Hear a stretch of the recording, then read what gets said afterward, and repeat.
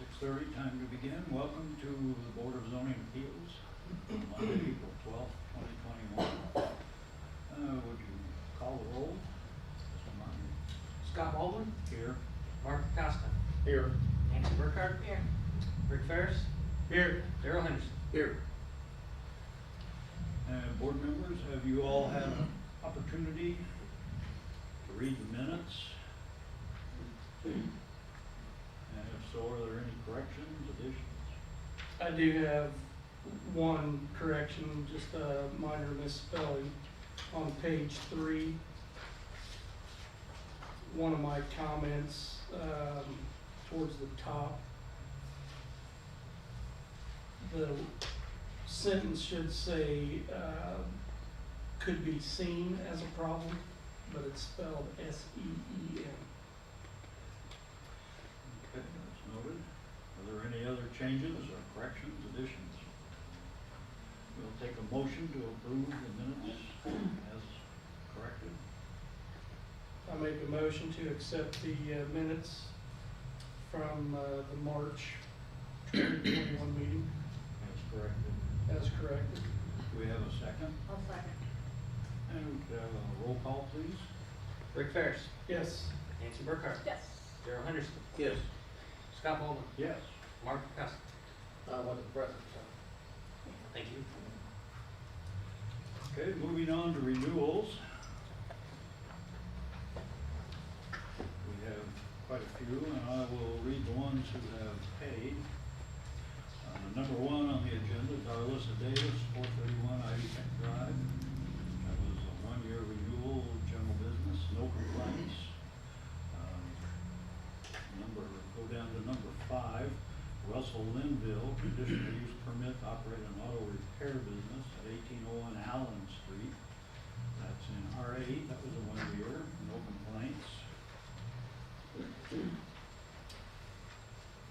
Number 6 on the agenda was Hanover Baptist Church, conditional use permit for worship center at 3894 West State Road 56. That's in R4. That was a 1-year renewal, no complaints. Oh, excuse me. Yes, I have down that they were, I'm looking at the other set of minutes. They did pay. Number 7, Mason and Mefford Auto Sales Incorporated. That's a conditional use for an auto sales lot at 3112 Wilson Avenue, M1. That was a 1-year renewal, no complaints. Number 8, Jim Mackey, conditional use permit for 2 log cabins to be utilized for guest cottagers at 1708 Dugan Hollow Road. That's in the hillside. 1-year renewal. No complaints. Number 9, Wilson Fraser LLC, conditional use permit for a bed and breakfast located at 618 East 2nd. That's in Historic District Residential, a 1-year renewal, no complaints. Number 10, Camille Fife, conditional use permit to operate a professional consulting service at its home. That's located at 608 Mulberry Street. HDR, 1-year renewal, no complaints. And number 11, Eric Davis, conditional use permit for a mobile home at the rear of 992 Saddle Tree Lane. That's located at that address. That's R8, 1-year renewal, no complaints. So all these have paid their renewal fees, no complaints. And I move that we renew all these conditional use permits. I have a second. Second. Do we have a roll call? Rick Ferris. Yes. Daryl Henderson. Yes. Scott Baldwin. Yes. Mark Costa. Yes. Nancy Burkhardt. Yes. Number 3 that I understand have not paid. The first one is number 2 on the agenda, Kimberly Taylor for Jefferson County Transitional Services. That was a conditional use to house a maximum of 10 residents or 9 transitional service residents and 1 manager. That's located at 309 St. Michael's Avenue in HDR. That was a 1-year renewal. And she is actually in business? I believe she is. I've never seen anybody there. Okay, we'll move on. Number 3, Yong Perry, a conditional use permit for retail sales of furniture and household goods. That's at 845 West Main Street, local business. That was a 1-year renewal. There were no complaints, but he hadn't paid the fee. And once again, I have a question. Is that building still? I don't know about that. Okay. And number 4, One Scientific Incorporated, conditional use permit for an engineering office and lab. That's at 2715 Clifty Drive. That's general business. That was a 1-year renewal. No complaints. So for these 3, I move that we instruct our building inspector or building secretary to send them a notice reminding them that they did not pay their conditional use, and if they pay their fee by our next regular meeting, it will be renewed. Their conditional uses will be renewed. And that's my motion. Second. Roll call? Rick Ferris, Yes. Darrell Henderson, Yes. Scott Baldwin, Yes. Mark Costa, Yes. and Nancy Burkhart. Yes.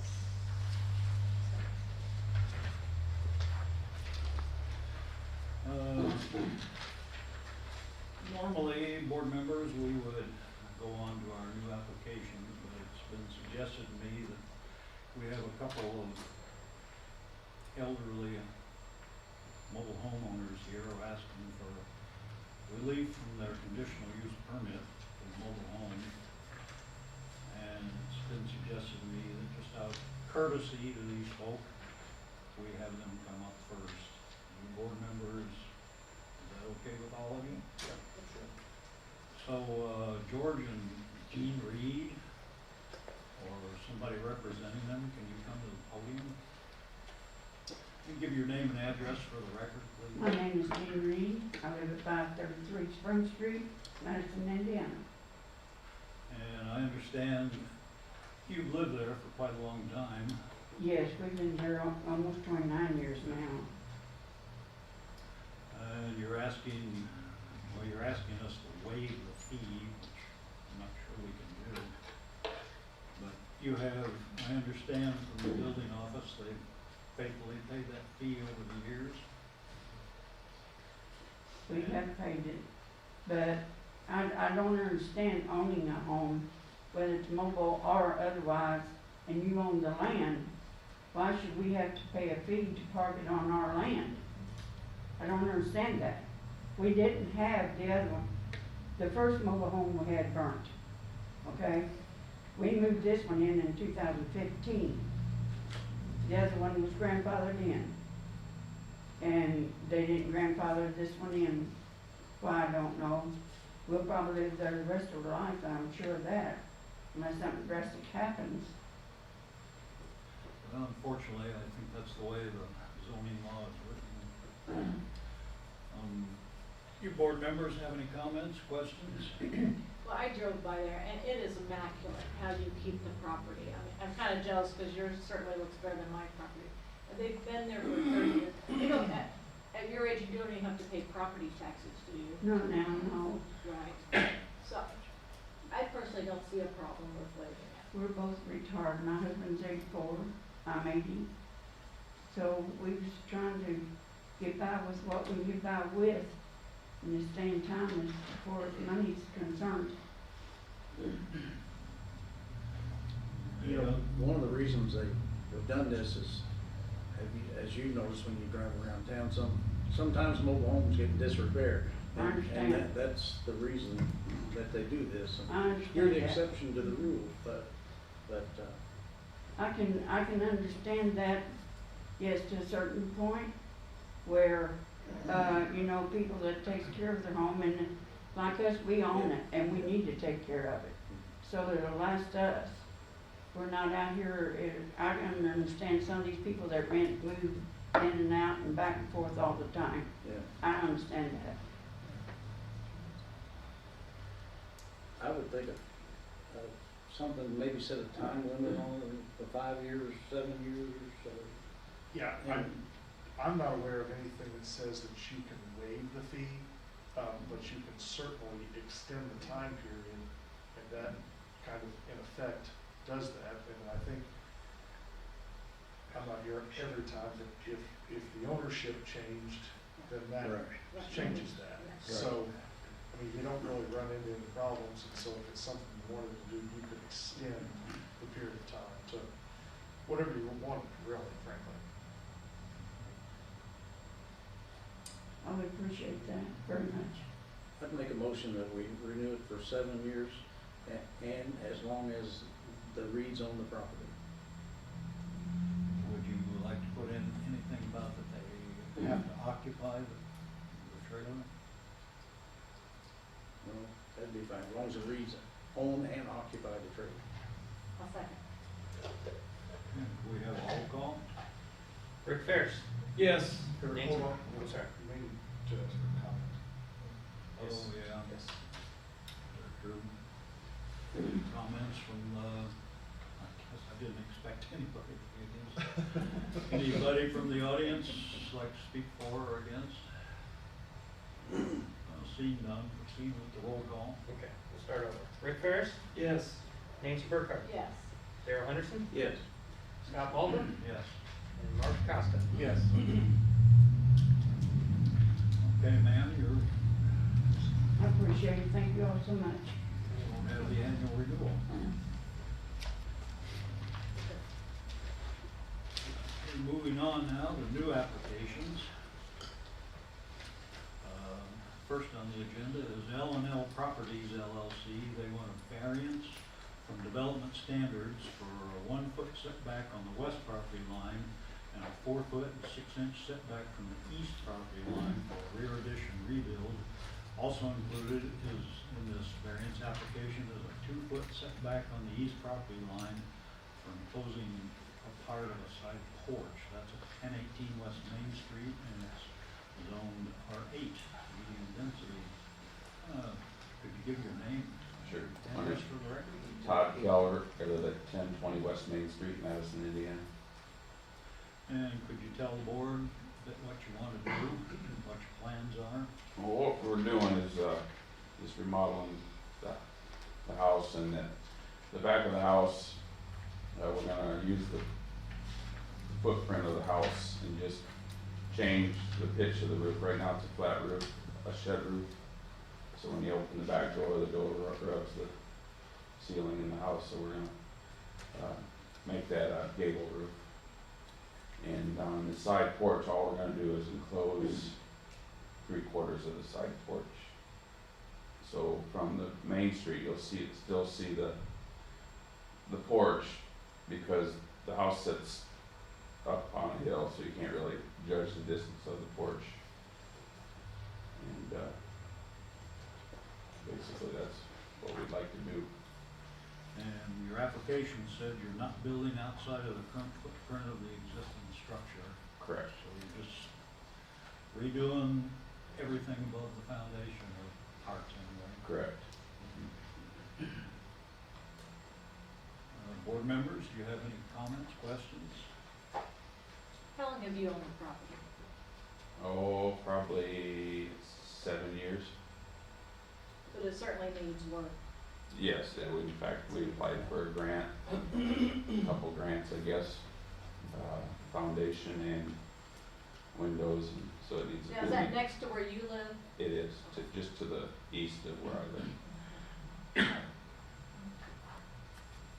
Any other questions from board members, comments? So the only profile change would be the gabled roof on the back and as opposed to flat roof. Correct. Any other board members? Would anybody from the audience like to speak for or against this? Okay, so just to review for my own self, all you're doing is repairing some stuff, and it's gonna be on the current footprint, so what you're dealing with is the way the house was built quite a few years ago. Right. Okay. And then we can take a motion. Oh, yeah, I'm sorry. forgive me. Don't pay much, you don't get much.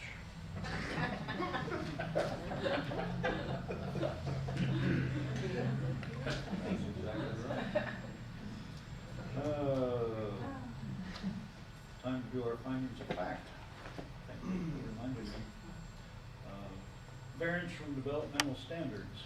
Number 1, will approval of this application be injurious to the public health, safety, morals, and general welfare of the community? Mrs. Burkhart. No, I don't see any problem with that. If anything, he's bringing a older structure up to par, so I think it should help with safety, morale, and general welfare of the community. Mr. Henderson. No, Todd's done nothing but fix up that area of Madison, so I don't see anything that would be wrong with that. Mr. Acosta. No objection at all. Mr. Ferris. No, I don't see any reason to believe that, this project would be injurious. I think, you know, as we discussed many times, we've got somebody that's investing in downtown properties, trying to improve, their appearance, and I think that's great. And I see no injuries to the public health or safety or general welfare by simply repairing a house on its old foundations. Number 2, will the use and value of the area adjacent to the property included in the variance be affected in a substantially adverse manner? Mrs. Burkhart.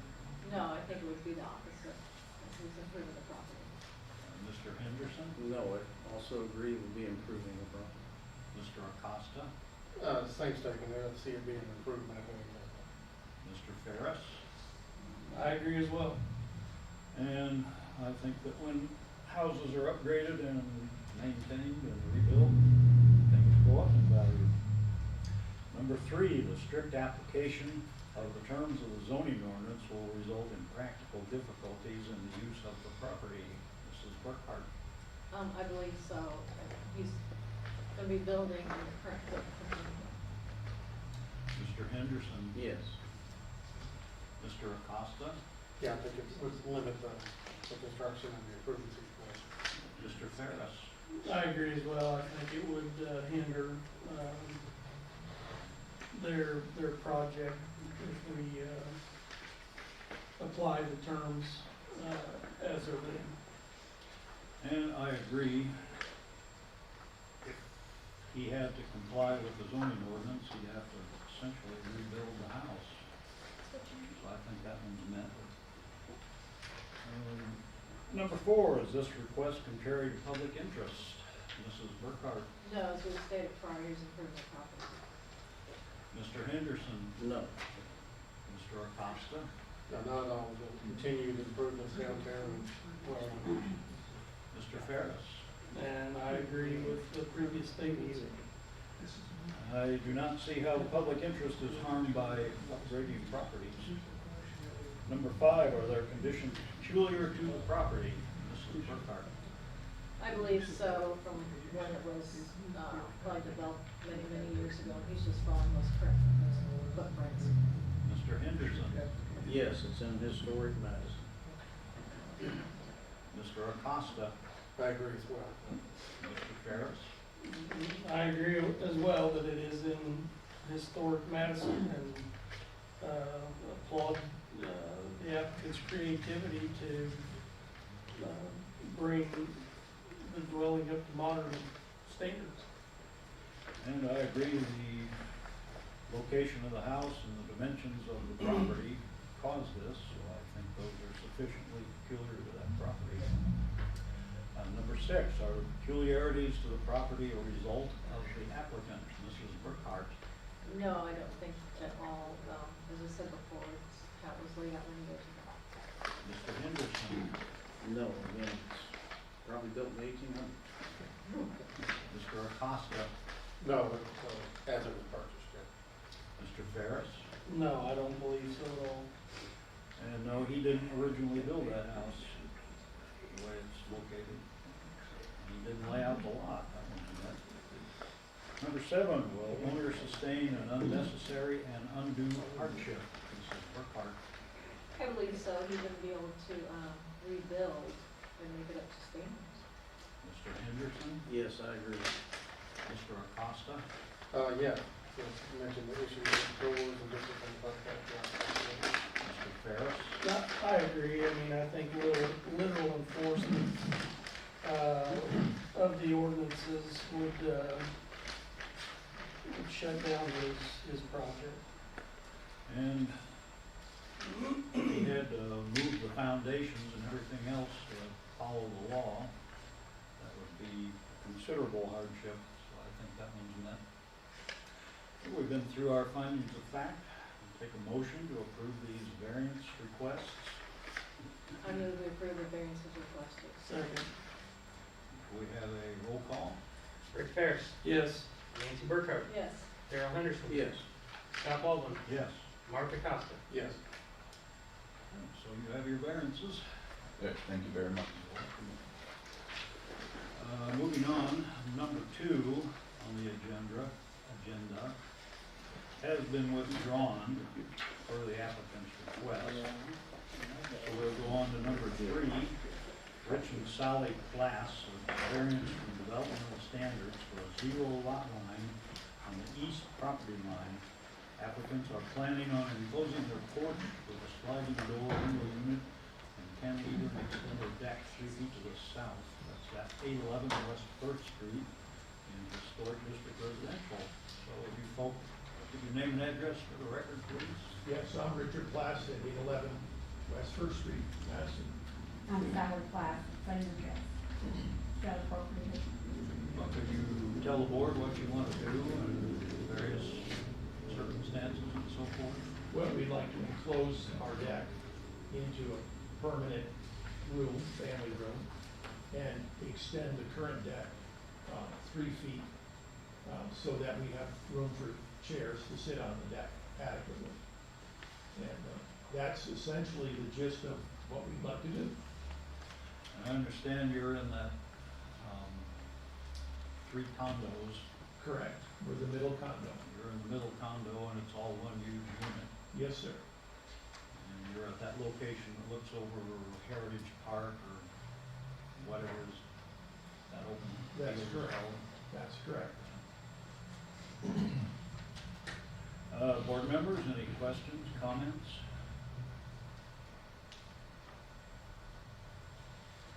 So are you just looking for more living space that's inside?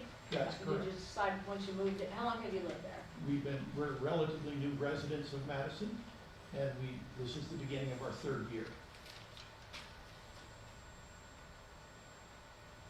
Because obviously you knew what you were getting into when you bought it. So that's why I'm wondering, why now close it in and then extend the deck?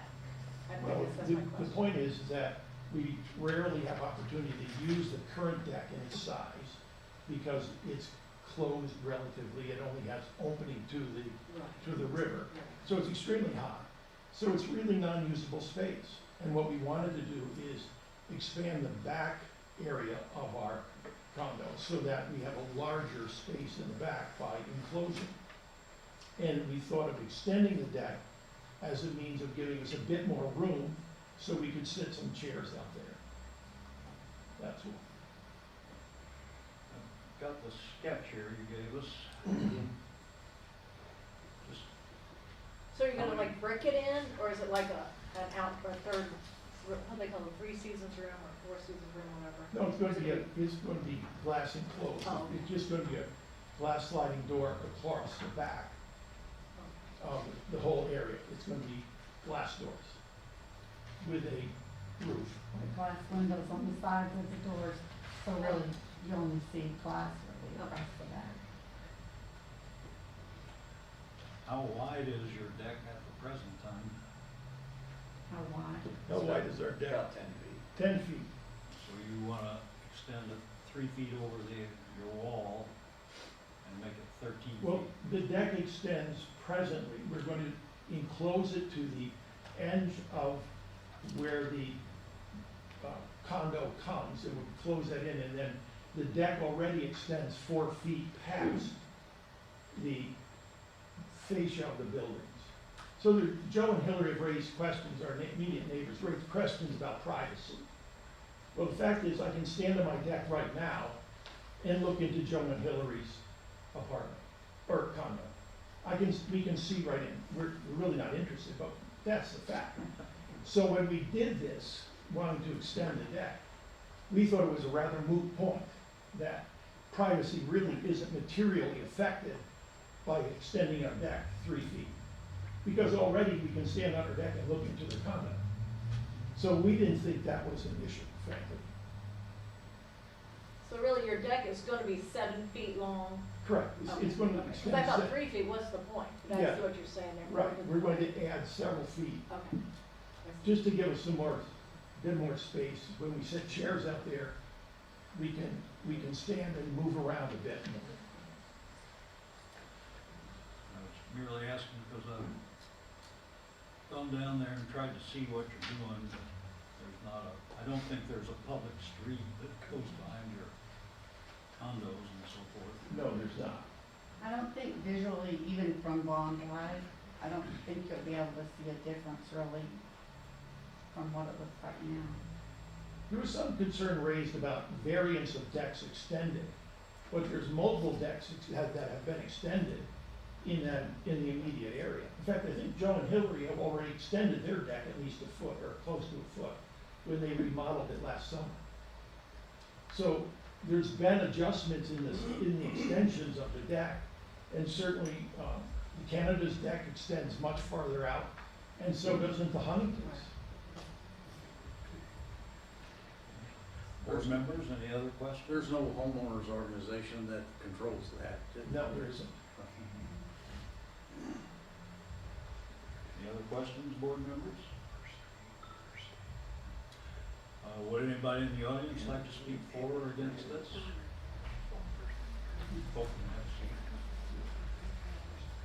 Will you come up to the podium here? I think we're sufficiently distanced if you want to take your mask off. Mike, hit that microphone and turn it on, just hit it at the top. Just The hit it. base. There should be a dot on the base. There you go, there. My name is Anthony J. Castor. I'm an attorney. My address is 320 Walnut Street, Madison, Indiana. I represent Joe Tesoriero and Hillary Beal, who are the adjoining property owners to the applicants on their east. I have a packet of exhibits that I would like to present to the board in order to present our presentation.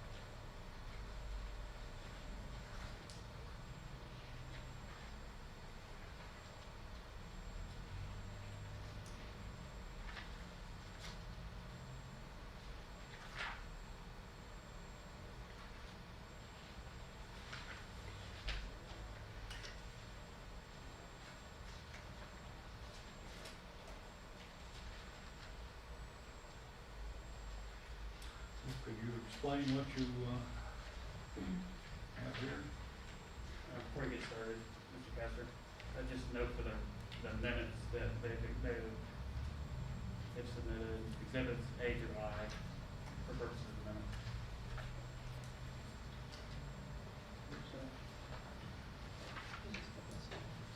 That's all I have, Mr. Castor. At this time, Hillary and Joe would like to make a presentation to the board.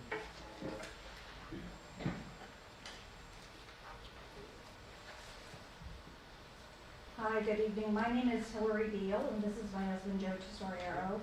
And I'm the owner of 809 West First Street, and that's where we live. We are here to oppose the application for the variance at 811. I purchased 809 West First Street in 2006 after selling the house that I grew up in on Main Street. And it's one of 3 attached townhomes. The applicant's center unit, 811, is our immediate neighbor with a common wall with our home, and 813 is the other unit on the far side. I've organized my comments to address the specific questions that you all always pose and evaluate, and also to respond to some of the specific comments provided by the classes. One of the factors I know you consider is whether the use and value of the area of the adjacent property will be affected in a substantially adverse manner. As the owner of the adjacent property at 809, I will be substantially and adversely affected by the proposal. The proposed deck extension would place the entirety of the applicant's deck just outside of our kitchen and dining room windows. Currently, the applicant's deck is about 15 feet deep, with about 4 feet of that deck extending beyond the southern exterior wall. And 11 feet of the deck is recessed behind a common wall. Right now, only a small part of the southeast corner of the applicant's deck is visible from our kitchen and dining room windows. That is approximately 3 feet away. You'll see in Exhibit A, that's the approximate distance from our windows to that edge that we referenced. The proposal has the deck beginning at that southern wall and projecting out for about 7 feet. This puts the entirety of the deck just a few feet away from our kitchen and dining room windows, as opposed to a small corner. We've submitted photos and renderings in the package that Tony provided, showing the site, the relationship between the 3 residences, and the effect that the proposed changes at 811 would have. If built, the applicants and their guests and any future owners would be able to see directly into our kitchen and dining room from 3 to 5 feet away and hear ordinary volume conversations taking place. Likewise, we will see and hear whatever is happening on the applicant's deck. I am confident that this would adversely affect the value and saleability of my townhouse. But I am not an expert, so a local real estate broker will offer his expert opinion on the impact on the value. Our nearest neighbor to the east is a standalone house, but the spacing is very different. The closest edge of their deck is approximately 13 feet from the edge of ours. And when you add the 12-foot width of our deck, there is a total of about 25 feet between our door and window and the edge of their deck. So it's a very different situation there. The applicant argues that the other decks on our block extend out a little bit from ours. I think that's applicant's point number 2. In our opinion, this is not relevant because I'm not suggesting that all the decks require a uniform depth. The applicant also argues that we have extended our deck 10 inches or more, which is simply not accurate. The extension referred to is actually our earlier installation of the gutter and downspout to address chronic leaks and water issues that we were experiencing. Having measured, our gutter extends the outer edge of our deck about 6 inches further than the applicant's current original deck footprint. That gutter does not justify a 3-foot extension, in our opinion. Will compliance with the zoning ordinance result in practical difficulties in the use of property? No. Compliance with ordinances will not result in any difficulties in the use of the applicant's property. The proposal is essentially to create a larger living area for the applicant while maintaining a similar or minimizing their loss of deck space. The proposal is a discretionary expansion of their living space. The townhouses are relatively new construction, I think 2005, and all have at least 2,000 square feet of interior living space and all have a similar amount of deck space. The applicant is the fourth family to live at 811 since I purchased my townhouse, and no previous owner has pursued such substantial alterations to the property. Is the request contrary to the public interest? The three attached townhouses at 809, 811, and 813 were designed by an architect with decks that are mostly recessed behind common walls. That was no doubt for a reason, which was to give each home's deck and their occupants some degree of privacy. The applicant's proposal will change that. The proposed deck projected at 811 would reduce the privacy of all of the three townhouses for the current as well as any future owners and occupants. Are there conditions peculiar to the property to be taken into account? Yes. The shared structural elements of the properties make it necessary to deny the proposed variance. First, as a result of the shared structural elements, implementation of the proposed design requires converting an exterior wall of my home into an interior wall for 811, which would mean stripping off siding, attaching to the common wall, building a new roof section, and rerouting guttering and downspouts. Second, the roof of the new room for the applicant that the applicant wishes to create, which would join our townhouse, would have little or no downslope. Flat or almost flat roofs are a known and frequent concern in buildings. If the new roof had a regular slope, I believe that the interior ceiling height would be extremely low. Importantly, the proposal is a significant change to the architect's thoughtful design of the three attached townhouses. As a co-owner of the common wall in question, I object to this being done, especially since, to our knowledge, the applicant has not consulted with an architect on this project. Further, our reading of the Madison building code suggests that the proposed cantilevered 3-foot deck extension cannot be built in a manner consistent with the current building codes. Because, among other things, the applicant's floor joists are perpendicular to the proposed direction of the deck extension. Again, I'm not an expert, so I hired Reso Engineering, a local engineering and architectural firm, to review the original floor plan or plans for the townhouses, as well as the variance application. Their opinion is set forth in the letter that you have as Exhibit F. In short, Reso states that the proposed 3-foot deck extension would not be proper or possible. They also highlight other practical difficulties that would be involved in the proposed project, which confirms that the applicant proposes a very significant change to a multi-unit building. So in addition to the proposed deck being so close to my home as to diminish its value, building it is possibly not even within the building code. Finally, a consideration in your application is whether the applicant would sustain an undue burden if the application is not granted. I don't believe that the applicant will sustain an undue burden if the application is not granted. The proposal, again, is to create new discretionary living space while not sacrificing any deck space. Denial of the application does not preclude the applicants from living in their home, using their deck, the original footprint.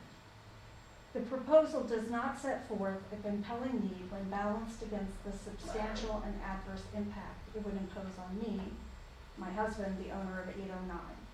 Thank you very much, and my husband and I would be happy to answer questions if you have them. Have any questions, board members? Just looking at the picture, and you might not know the answer, because I'm gonna ask about 813, where it shows like they have a covering. Is that just like a temporary covering, like a fabric covering? I haven't, okay. Thank you, everyone. Again, my name is Joe. That is like a permanent awning. It's hard, not soft, but it's like an awning. They did not create an interior room, and they did not affect the The exterior wall is still an exterior wall with siding. You should know that, the pictures of the exterior, like taken from above, I took about a year ago. So it shows the past furniture as it existed. I don't understand their claim that the deck is too hot to use. Everyone has the same size deck. Actually sticking it out in the sun without any covers, frankly, make it hotter, but whatever. So, Any other questions? hope that answers your question. Was the deck you're talking about, the one with the hardcover roof, that looks, was that always been there, or was that added, you know? It was added. That was added by the current architect.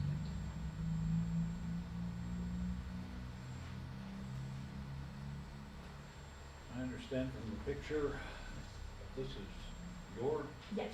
deck here. Yes. Okay. And this white wall is the boundary of your, Yes. Yes, that's, Do you know when they added that deck on, as far as the manner of construction, you're saying this one wouldn't work? Why did that one work? well, They didn't enclose their deck and create a permanent room. It's almost, I know, but the extension, what I'm saying, the extension wouldn't be enclosed anyway, but this other one looks like, if they it didn't was that, change the footprint of their deck. no, that deck is not extended. it's not? On No. A13, no. Okay, I That, thought you- in fact, No, it's they're the all original like deck that. boards. Yeah, it looks like It's, yeah, the photographs, sometimes it, that. in your exhibits C, it looks like you're showing their deck as being recessed back against your white wall. yes. And a small projection with a couple of flags and something hung on it. But Well, I believe that, photograph C however, is, that's excuse the. me, one moment, oh, ma'am, sure. in your exhibit E, that's all disappeared. Right, So which is, right. Okay, so E is my attempt, I created E. And I was trying to show what the proposal would do to the building. I have it as a brick wall with the sliding glass. They tell me, we're hampered by the fact that we don't really know what they plan. There are no proposed drawings. So I have it as a brick wall. I don't think it makes any difference whether it's a brick or a glass wall. And their deck then starts at that wall. And in other words, their deck is basically being pushed Out over the driveway. 11 feet out. So now that the deck, No, 7 feet, not 11. well, it's 11, no, well, the back is 11 feet back. So now the wall is flush, and then their deck is 7 feet deep. But it's still a 3-foot addition. Yes. Yes. So you'll notice that, see, in one respect, they're not really decks. To me, you could call them a terrace. The decks sit on the foundation of the garage. And the garages, as you can see, the foundation wall sticks out a little bit. And so those 4 feet, which each deck has as an extension beyond the flush of the wall, is still sitting on the foundation. The proposal wants to go 3 feet beyond the foundation and with a cantilever design, which is what Rezo has told us is not possible because the building code, an extension has to be supported by a floor joist as it sticks out. But the floor joists in all of these units go parallel to the river. They run east-west. You can't run a floor joist out. There's really no way to. Well, that's what, look, No, I'm a layperson, Rezo said you can't Obviously, do that. if the building inspector didn't approve the building permit, right, that wouldn't be up to us. right, we understand Right, that. yeah. that's part of the building process. But I think it speaks to the complexity, it sounds very simple to enclose the deck space, but I think what we're trying to show is it's actually a very complex project, which among other things impacts our privacy. It seems like your main arguments are that the use and value of your property will be adversely affected, and you have a realtor here to Yes, we do. make your point. Okay, cool. And you're also saying that this is a discretionary thing, and you're also saying that, essentially you're saying the criterion of findings of fact will result in practical difficulties. You're saying, no, they already have a porch there, like, apparently like everybody has, Right. except it's not covered like the guy to the west. Right. Failure to the property, result of the applicant, you seem to be saying that that it's contrary to public interest because, well, you're essentially saying it badly affects you, and it's not something that has to be done, that would require. I'll have to think about this one. Okay. Well, and we have a copy of my comments, so you can certainly I have would those. appreciate that, and I appreciate your presentation. Okay, and I'll turn it over to David Jacobs. Board members, do you have any other comments? I just wanted to ask one question, just to be clear, I'm not sure if this was clear first. There is no covenant or anything involved with that at all? No, in fact, Tony can comment on that. The condo that it was originally constructed under was dissolved a number of years ago. So they operate as individual townhomes. Okay.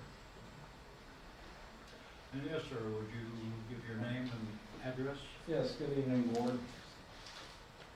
My name is David K. Jenkins, and I live at 1928 Van Buren Drive in Madison, Indiana.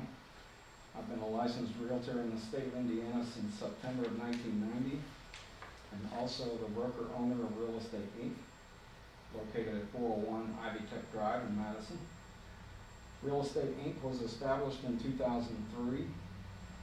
I am a member of the National Association of Realtors, Indiana Association of Realtors, Jefferson County Board of Realtors, and the Southern Indiana Realtor Association, MLS, also known as SARA. I've held offices of president, vice president, secretary, and treasurer for the Jefferson County Board of Realtors. I've also held all of those chairs in the Jefferson County MLS before it merged with the Southern Indiana Realtor Association, MLS. My prior experience before attaining a real estate license was spent working various jobs in the building trades. I'm also a volunteer fireman at Western Fire Company number 3 in Madison since 1998. I've been captain, first lieutenant, safety officer, trustee, and vice president. I've been involved in housing industry for about half my life.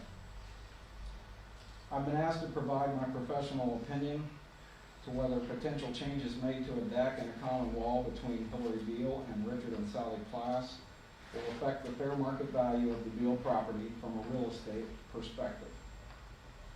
Common wall and party wall homes are obviously different than standalone homes.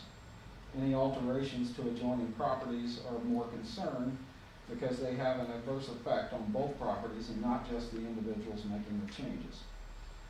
Water intrusion, drainage, compromised firewall, and structural integrity, to mention a few.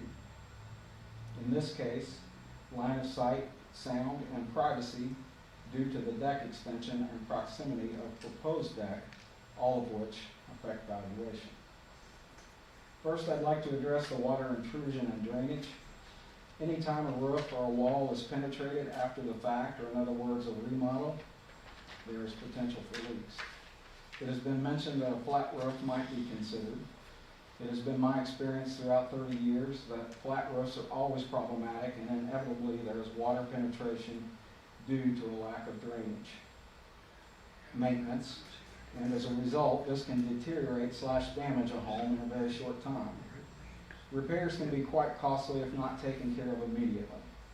Water intrusion also leads to mold, and that can be very costly to remediate. The current drainage or downspouts already appear to be located on the Beal property with the pictures provided. And I think you'll see in those elevations where the downspouts come over actually past the common wall and drain out to the back of the property. Regardless of flat roof or slightly pitched roof, the water from one property should not be diverted into a neighboring property. These design changes that deviate from the original plans of the developer elevate the potential for water/mold issues as well as privacy and sound concerns that drive down property values considerably.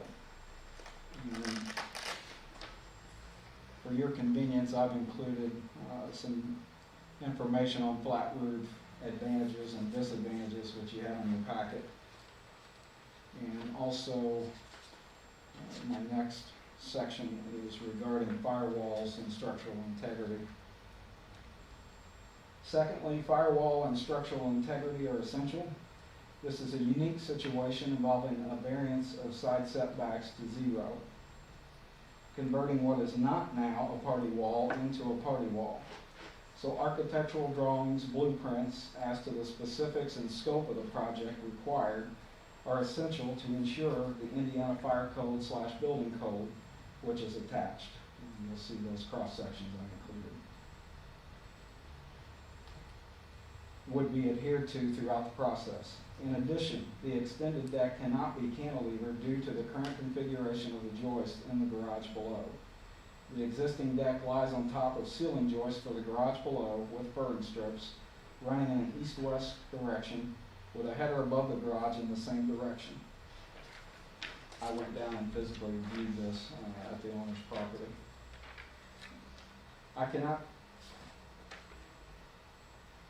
I'm not sure how you could cantilever the deck supports running north and south, the required building code distance for structural integrity, or in other words, for load and weight, due to the current construction, which Horizontal Engineering alluded to in their letter. The only way I can see to do that is raise the floor over the existing deck, running the joists north and south, but then I'm not sure if the new enclosure would meet minimum room height requirement required by the state code. I've also attached that.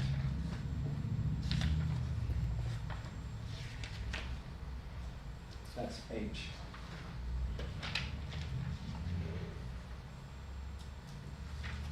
Lastly, I would like to address the line of sight, sound, and privacy issues.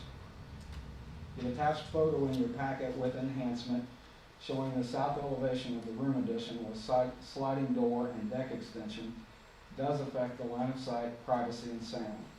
It is in direct view and proximity of the dining room of the Beal property. My professional opinion is the original design and construction of the buildings took into consideration these issues and designed the decks to create maximum privacy. It is when owners want to make changes or deviate from the original design that affects the line of sight, sound, and reasonable privacy becomes a problem. The PLAS narrative response attached with application states, "We believe this is part of being in a close, tightly spaced community, and that simply requires courtesy. Common courtesy for one is respectful and compassionate for the rights of others, but common courtesy for another, especially in today's culture, is Bose speakers, a keg of beer, and come on over and get you some." One of the most common questions that I get asked is, "What can you tell me about the neighbors?" The current neighbors may be terrific, but that is usually subject to change.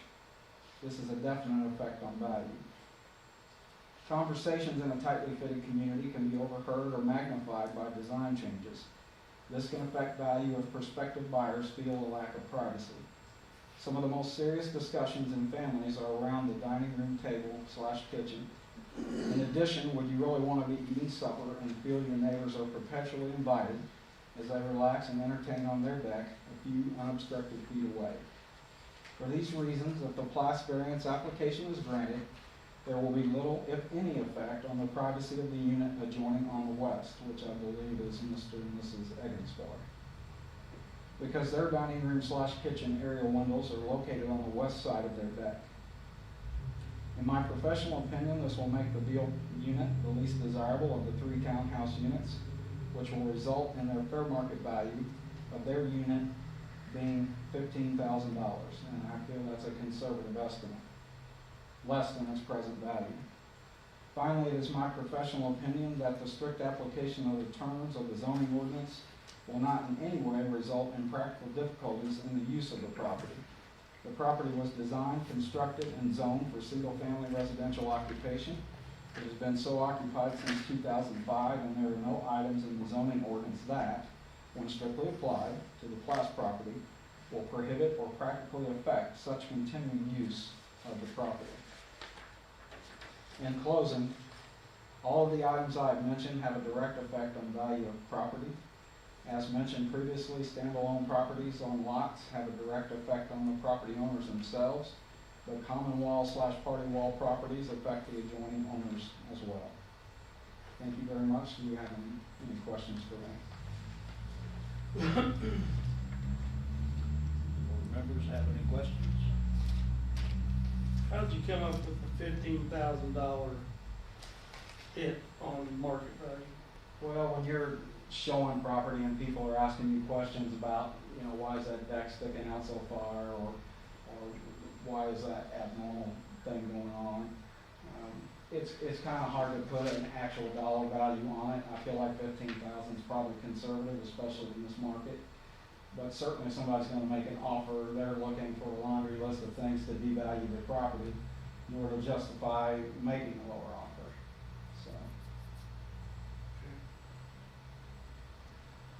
Any other comments, questions from board members?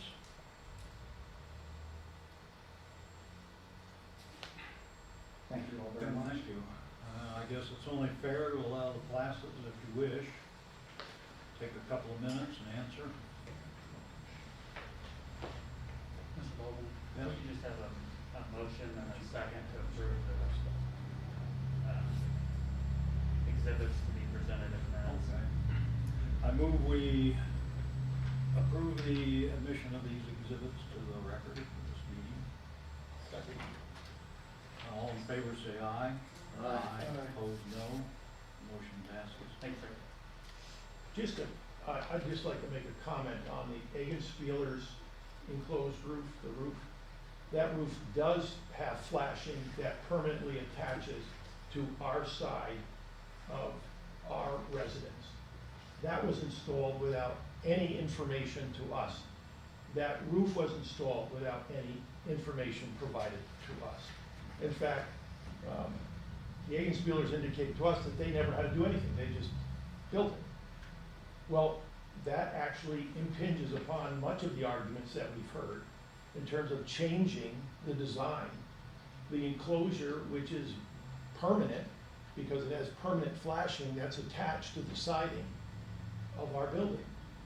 So I don't quite find that the issue of changing roof design, which will be a sloped roof, and as I understand it, we'll have our contractors speak, the guttering remains the same, with the water being drained in the same format on the same gutter as it currently exists. So we already have a roof on a building that has a slight slope, that has a permanent fixture to our side that the Egenspielers have built, and we've not had any kind of water leakage or mold, and we were never informed of that being done. Nathan? Let me ask you a question, please. Yes. Is that something that would even interest you, what the Egenspillers did, or you want it yours totally enclosed? We would like ours to be enclosed so we can have that space for a more use of that space for our condo. What we'll actually do is take out the wall between that kitchen area and the deck, and it will be all one room, one big room. So, Across but back the of it. south side, would it be brick? The south side? No, Well, there's- It would be almost entirely taken up by a door and window. Give your name and address for the record. Sure, sorry. So my name's Nathan Thompson, I'm working with Sandusky Construction. It would be almost entirely taken up by a door and window unit. It would have, I think, a very thin strip of siding to match what's there across the top, but primarily you'll just see the door and window. Have you looked into this issue about, which is really beyond this board's authority anyway, but whether this deck can be extended? Yes, sir. So they are correct. Currently, the floor joists are running the opposite way. What we would need to do is take some of those off. And International Residential Code requires that you have a 1-to-4 ratio on cantilevers. I believe between the two posts that we'd like to have and a header there, we would be well within those specs.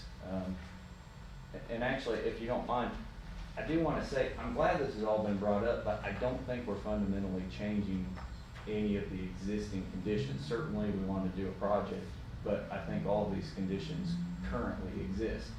There's already roof that is flashed to the common wall.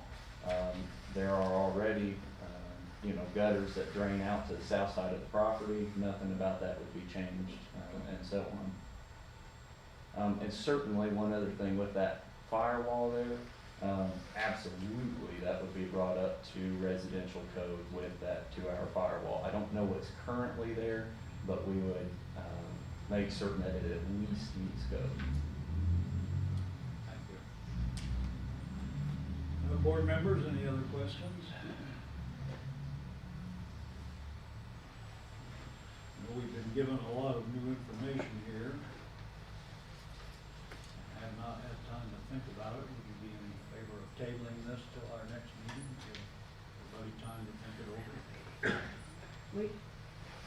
We had one more comment from the floor from another neighbor, if that's okay now. Sure. Okay.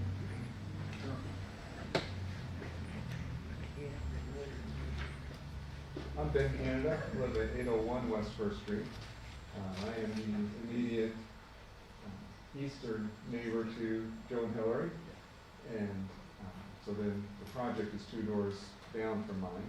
And I also have a unique experience of having been residents of this exact unit for 4 years while my home was being built. So I think I can speak to some of the living conditions that was mentioned. Some of the things we talked about, several residences having lived in this and no changes having been made. Being a resident there, we're all looking to improve our homes, looking for ways to do that all through Madison. And I think the proposed remodel would greatly enhance this unit. And any enhancement that's made to this unit would increase the value and I believe ultimately increase the Beals property value. So I think it would be a much improved living situation. One of Madison's greatest assets is the river. This optimizes and maximizes the use of this unit to allow you to have an enhanced river view in your living space. I think it greatly enhances the living quality in the unit. Several of the comments have been about structure. Just for clarity, is that something that this board addresses, or would that be? No. Okay, No. so all those are relatively Those a would be moot point. building permit issues. Right. Yes. Our issue here is, well, essentially what was presented as responses to items 1 through 7 of our variance from development standards finding of fact. So essentially the question is one of privacy, and are they impinged upon by this extension of this deck? I have from my perspective, in terms of invasion of privacy, I'd like to submit pictures from my deck showing that, I think we have a greater invasion of your privacy than the classes would. And we do all live in community, and that's all shared, and they can look and see into my house just as well as I can look and see into their house. I think we're very respectful of each other's privacy, and we enjoy our neighbors and hope to continue to, and I think the classes as well. So if I could present these to the board. I don't have a copy for everybody. Sure. These are 2 images. Comment was made about improvements of the Beals deck. They did a great job, a much needed improvement of their deck. I know they had some water leakage issues, and in a very well done manner fixed those and addressed those. They did extend their deck. with the box gutter. That does actually, as you can see from the photo, the box gutter is right under the railing, so it does increase the footprint of their deck in a very appropriate manner. I think that was very well done. You can see sliding down how the Beals deck does extend further than the other two decks. I think that's very appropriate. From my perspective, my deck, the Huntington's deck, do extend and will extend further than any of these three, even with their extension. So I feel like this is very much doesn't dramatically change the privacy issue. Privacy, as Rich Plass said, we can look around and look at each other's windows anytime we want, and we all respect each other and choose not to do that. It turns a deck space that would be very tight into something that's usable. If you look at Exhibit E, they've tried to portray this as having a whole table setting congregated out there. That looks like about a 6-foot round table on a 7-foot deck. So I think they've taken some excessive liberties trying to exaggerate the impact of this. When in reality, basically, if you're sitting in a chair, you're going to have your back to the wall, you're going to be facing out, and you're going to have room to put your feet. And that's the extent of what's going to happen out there. So they're at 7 feet, there certainly is not room for a table and chairs sitting around that. Again, the focus is going to be our wonderful riverfront. From the riverfront, I don't think we're changed. And I think this is a great improvement to the living quality, to another fine residents in Madison, and I'm in favor of this, being a neighbor. So. Thank you. I have a question for you. Yes. Now, you said you lived at that property, the middle Yes. property. Did you ever think of anything like that when you lived there? I thought, oh, it'd be nice to have a better river view inside, or? We did. The nature of this property is there's a larger living space on the First Street side. And the kitchen and the dining area are on the riverfront side. And it would have been wonderful to have had that full space out front. We certainly didn't partake in that because we were building our residence next door. But yes, absolutely, that would have been a great enhancement.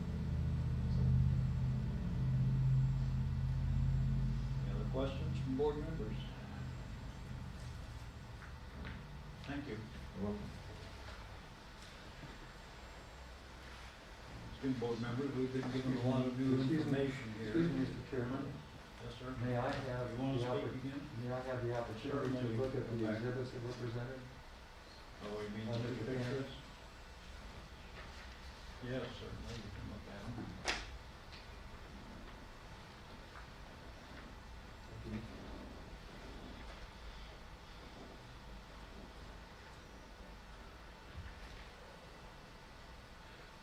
So what would you like to do, board members? I personally would like to table this, and more time to think about it, and I would, the main thing from the classes, Mr. and Mrs. Class, Excuse me, Rod, yes, I would sir. just like to make, I just looked at the photograph, so, can I just make one comment? Yes, you can make. Or just a comment. remind everyone,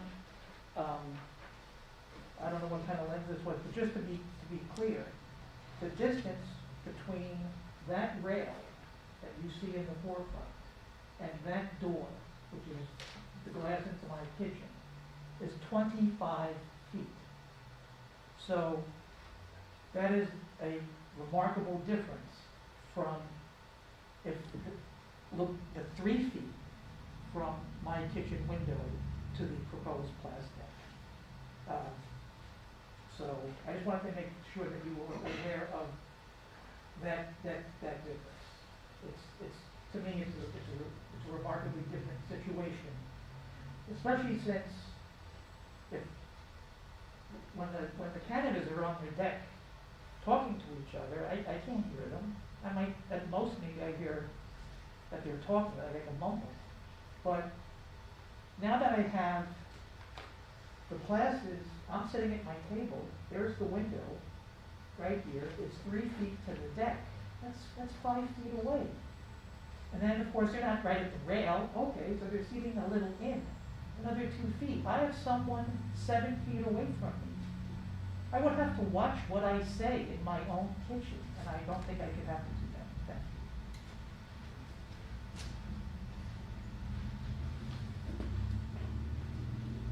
I'd like to return these to the board, and ask that they be admitted into the record.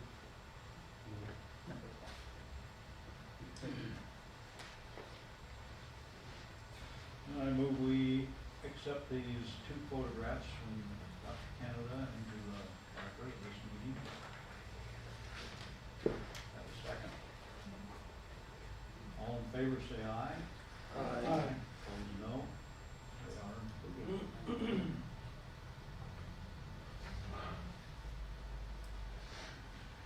What would you like to do, board members? Would you like to go on to the findings of fact, or?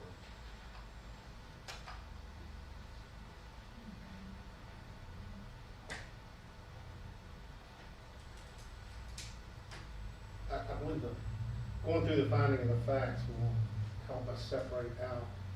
A large part of the conversation is over construction, it's over leaking walls, it's over floor joists, which are not our topic, for this point. I think our topic boils down to, again, what those 7 questions are. I think that will help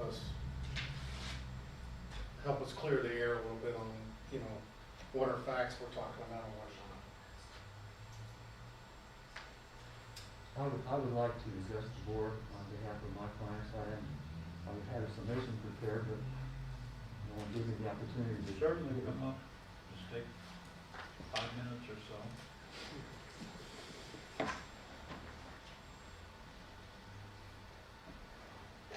So, first of all, it's quite humorous to observe Mr. Canada's statement, or to hear Mr. Canada's statement that people just don't look in other people's windows, and then have him come up here and present to you photographs that he's taken directly into my client's windows. Apparently not only looked into them, but he also photographed them. Mr. Canada also stated that the photographs showing the furniture arrangement on the proposed deck shown in the demonstrator's exhibit created an exaggeration. Well, if you will look at the original photograph before the extended deck was added on there and before the wall of the addition was added on there, you will see that that furniture is the same furniture that the Plass had on their deck over a year ago. So no one was attempting to deceive anybody or mislead anybody or exaggerate anything. We were simply bringing forward to the deck extension the furniture that the Plasses themselves used on their own deck. I just don't want the board to be misled into thinking that we're trying to pull a fast one here. We're not at all.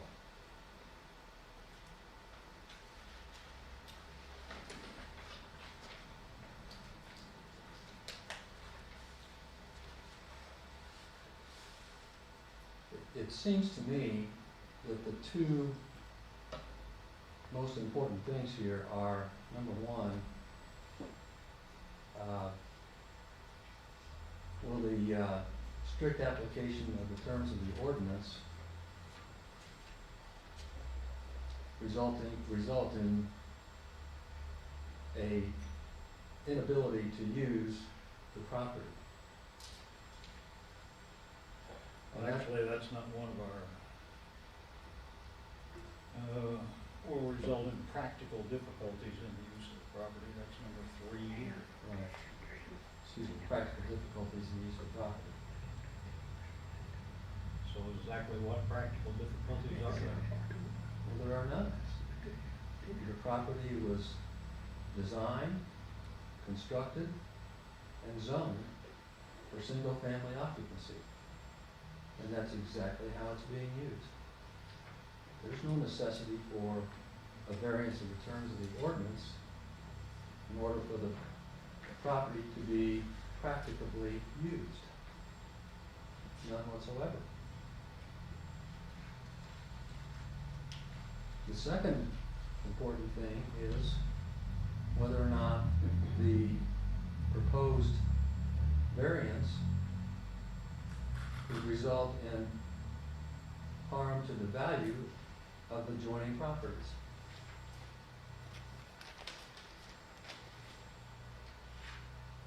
I've not heard anything presented by the petitioners of a factual nature to address that issue. However, Ms. Beal and Mr. Tesoriero presented to you an expert witness who placed a value on the fact that the value of their property would be diminished by $15,000. To me, that is not an inconsequential sum of money. So, on 2 scores, they can't even overcome the absolute minimum requirements to obtain a variance of developmental standards. They've not presented any evidence of a factual nature to support their application. In their written response to those questions concerning the minimum standards that they have to show to be entitled to a variance, they simply state suppositions and conjecture and conclusions. They do not cite any facts that would support their claim. So, my client's view is that they're not even entitled to the variance in the first place, just according to the plain meaning and plain words of the ordinance. And that's what I would like to see this board do, which is to deny this variance application. Thank you. Board members, do you have a question? You know, in regards to the value of a property, I'm not sure who we consider an expert witness. I mean, I would think a property appraiser would be an expert witness. I mean, you could get 3 realtors and probably won't agree on anything. Indiana law specifically recognizes licensed real estate agents as being qualified to give their opinion as to fair market value of real estate.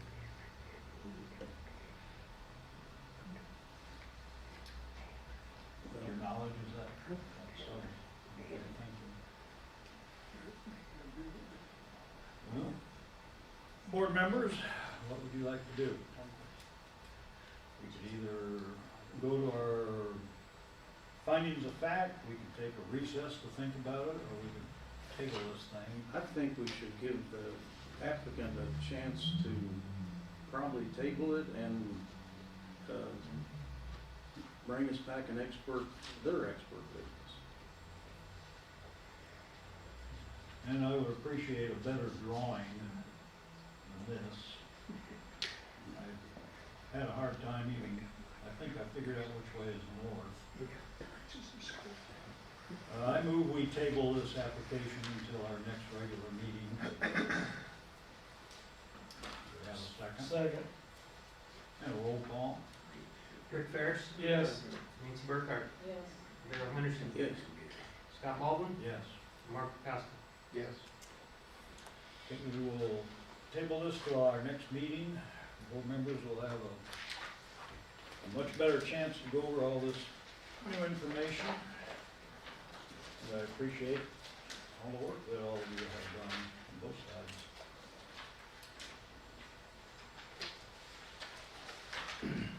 And moving on.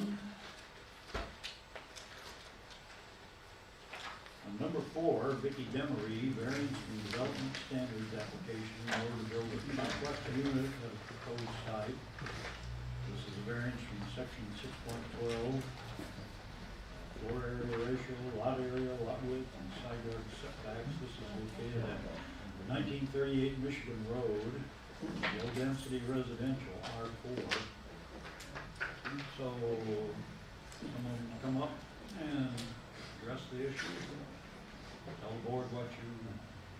Hello, I'm John Durant. My residence is 1938 Michigan Road, the property that we're And talking sir, about. I think since we're distance, I think if you want to, you can take your mask off. Yeah, I'm representing my wife, Vicky.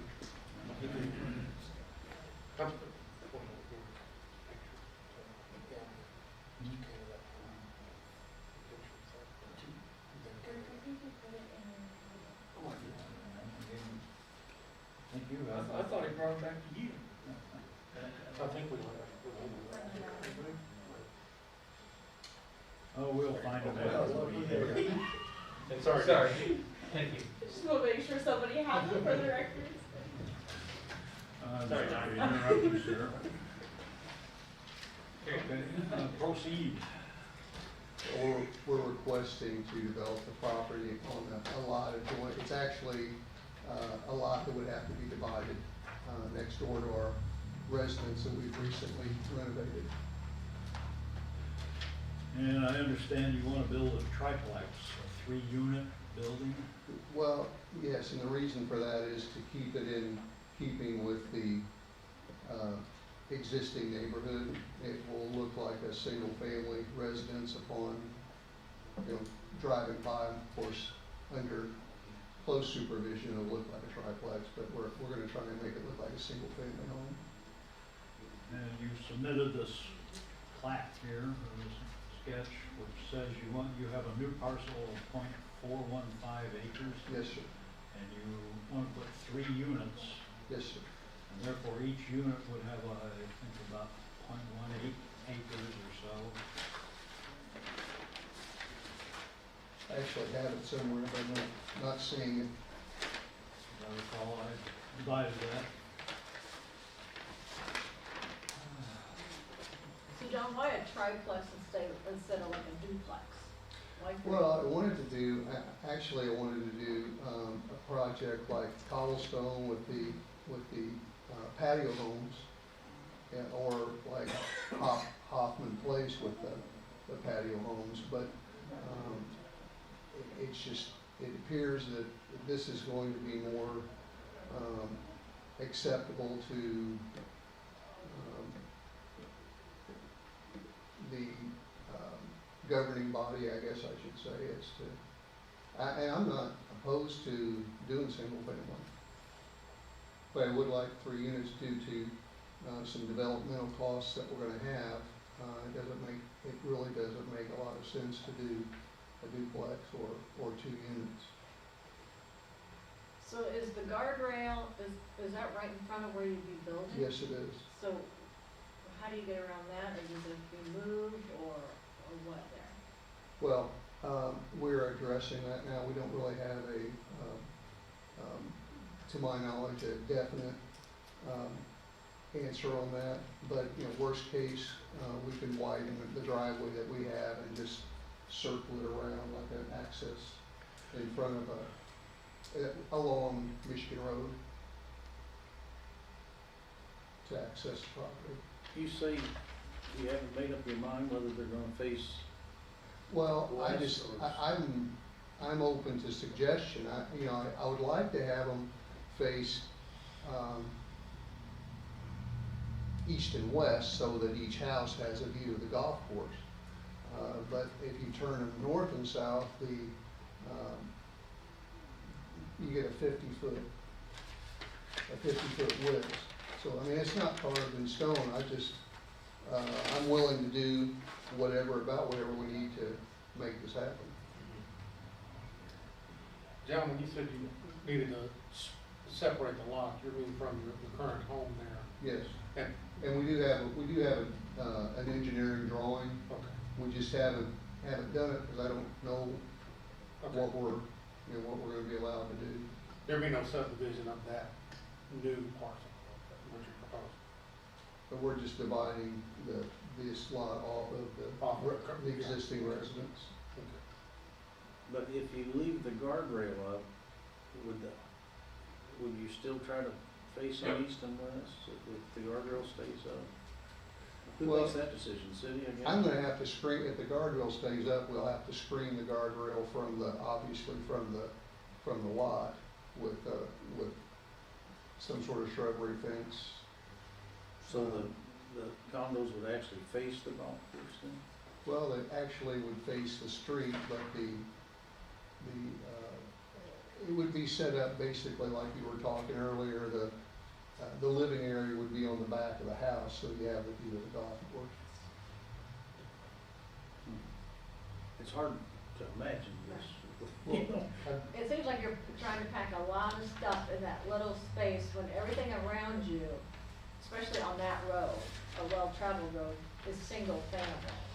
That's where it just kind of, does it fit in? And to me, it doesn't, just logistics-wise.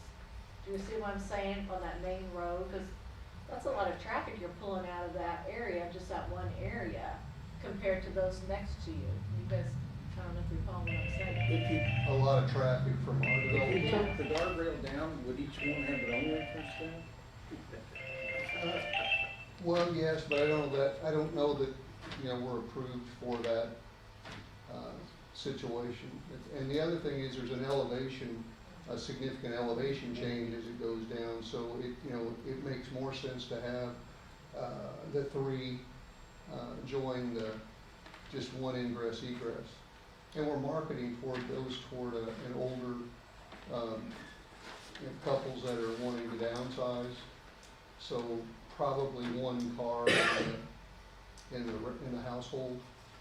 So I consider that, we have 3 cars in our household. It's basically the same, again, and we're trying to make it look like a single family residence. So I think it's very doable. The problem I have, you're in R4, which means you're supposed to have a quarter of an acre per house. That's correct. And therefore, 3 line units here. would require 3/4 of an acre. But you have 0.415 acres, divided by 3 is 0.138 acres per unit, which is substantially different from, it's about half of what it's supposed to be. And it seems to me that in essence, and when you go up and down that, especially on your side of the street, I looked up every house on your side, and except for that Hoffman development in Rose Allen Way, you've got like 2050 Michigan Road's a half acre, 2000 is 0.658, 1938 is 0.8. They're all like that. 1840 is 1.145. And of course, they were built. Generally, they were built 50s to 70s. And it just seems to me you're essentially asking this board to rezone your property. And I have been on the board long enough to see, I can think of certainly one situation where the plan commission essentially voted to spot zone a property to allow a guy to do a project. And it just seems to me that this is the same thing, that This is this is similar just too much for me to accept that It's we similar can't to, rezone. it's similar to Hoffman, what he done, his was R4, of course, too, but I understand the fact it's on a golf course, so, I understand the theory. I just, It's the last available lots on the golf course at this point to develop. And again, we're just trying to stay in keeping with, I understand what you're saying, and my observation was, as yours was, it was built in the 50s and 60s, all the way up the street. The most recent development has been Hoffman Place and Cobblestone in that area, which are that type of project or product that we're trying to build. Well, I wasn't, actually, I don't think I was even in Madison when they did the Hoffman projects. I have no idea what went on. But it seems to me that if you want to do something like this, you really are going to have to get this thing rezoned. And of course, course, that starts with plan commission and then city council and so forth. There's a whole procedure laid out for it. In the Hoffman area and Cobblestone area, all of those are single They're all single family. family. Yeah, and they're actually, and you could quote me if I'm wrong, but I think they're within 5 feet of each other in Hoffman Place. In Cobblestone, they're 10 feet, but they are all single family. But I think what the difference with them is the location, like a Cobblestone, it's not off that main drag, correct? Right. It's back in Sunrise, where the pool used to be, is that what we're talking about? Yes, Yeah, so I think my concern is where you're at, you've got that main road, that's a fairly busy road. Sure. And then to add, 3 more places in that small lot, to me, that's a safety issue, whereas Cobblestone, it's kind of protected back in there. It's not as well traveled back there or as busy, so I think that's my concern. There's several residences, significantly more residences in Hoffman Place, and they're actually coming out with one ingress egress. So, I mean, I certainly see what you're saying. I'm just trying to figure out how to Right, make right, it work. and I understand where you're coming from. The problem is, I think with your property is you've got, the guardrail, which, maybe that can be moved, maybe not. But the slope of it down there too, I Right. think that's I don't know, a negative on your part, just because of where it's located. Sure.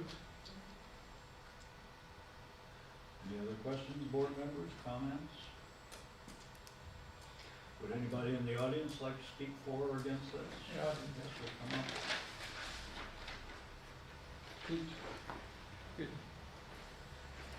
Yeah, I've lived here for about 10 years. I'm Could you Dave give your name Poling. and address for the record? Pardon me? Your name and address for the record. Dave Poling, 2000 Michigan Road. Our property joins his property. And I'm strictly against him building anything there. He builds on that hillside, everything that comes off of the buildings or the driveway, everything's gonna come down on my property. Because you're north of it, correct? Pardon? Are you north of it? Yes, I'm on Rose Allen Way, between Rose Allen Way and his property. And I own on that side of the creek. And, like you say, it's not a safe place to build onto that road. Since I've lived there, John Brown's wife was killed there. The Boone lady was hurt real bad. There's 2 or 3 other people I've seen loading in ambulance. My wife was rear-ended there, getting ready to pull into Rose Allen Way. There's a dip in the road there. And that street across there comes out there. They've been wreck after wreck there. I've lived there 10 years. And I have a lot of other concerns too about it, but the first thing he did was have surveyed, and the survey line, the marks are in the wrong place. Either they're in the wrong place now or they was when I bought my property. Because the golf course people pulled the metal stake up out of the ground because he was hitting it with their mower. They put it against a tree on my place, it's still there. And his surveyor mark is not even close to that.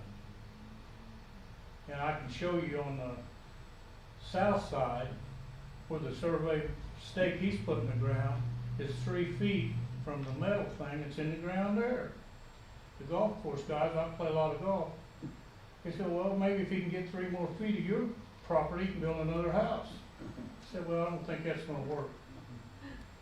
But I have other issues too, because we have the line there, the pipe that goes through there, the sewage pipe.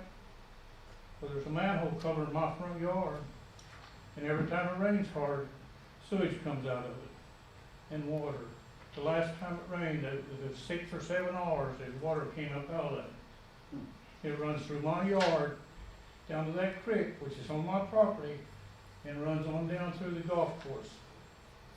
And if he builds anything else there, when that stops up, his sewage is gonna come back on my place. I've learned to live with that sewage problem. I should go to the state or the federal, because it's running right through my yard. And it does it every time it rains hard. And he's wanting to build this. What I see, these people buy a little piece of property. I'm not from the city, I lived in the country all my life. But anyway, they buy a little piece of property around here. The first thing they wanna do is build on it. They don't care how it affects other people or how safe or unsafe it is. All they see is the dollar signs. I've seen it time and time again since I've lived here. I've lived here 10 years. I met Tony Hammock out here. I know you guys know him. He said, well, you're wasting your time. He said, it's already over with. I said, what do you mean? He said, we're gonna build a wall over your ditch. I said, I don't think so. And I've had a problem ever since he bought that. So I'm strictly against them building there. And it's not a safe place, because you have to take the guardrail down. As a matter of fact, they put electric line in there. And I talked to the guy, I know the guy that puts the flags down. I went out to him, I said, what are you doing?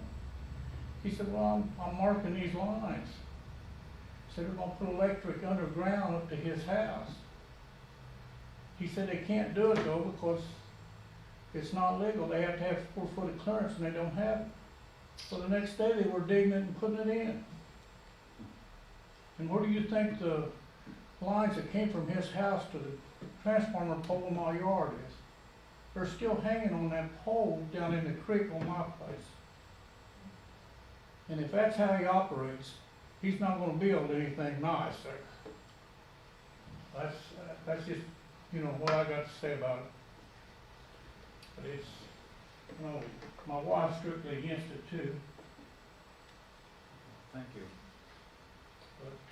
But that's just the way it is. Take it for what it's worth. Anybody, any board members have any other questions, comments? One question, you mentioned a sewer line. So this is a stormwater,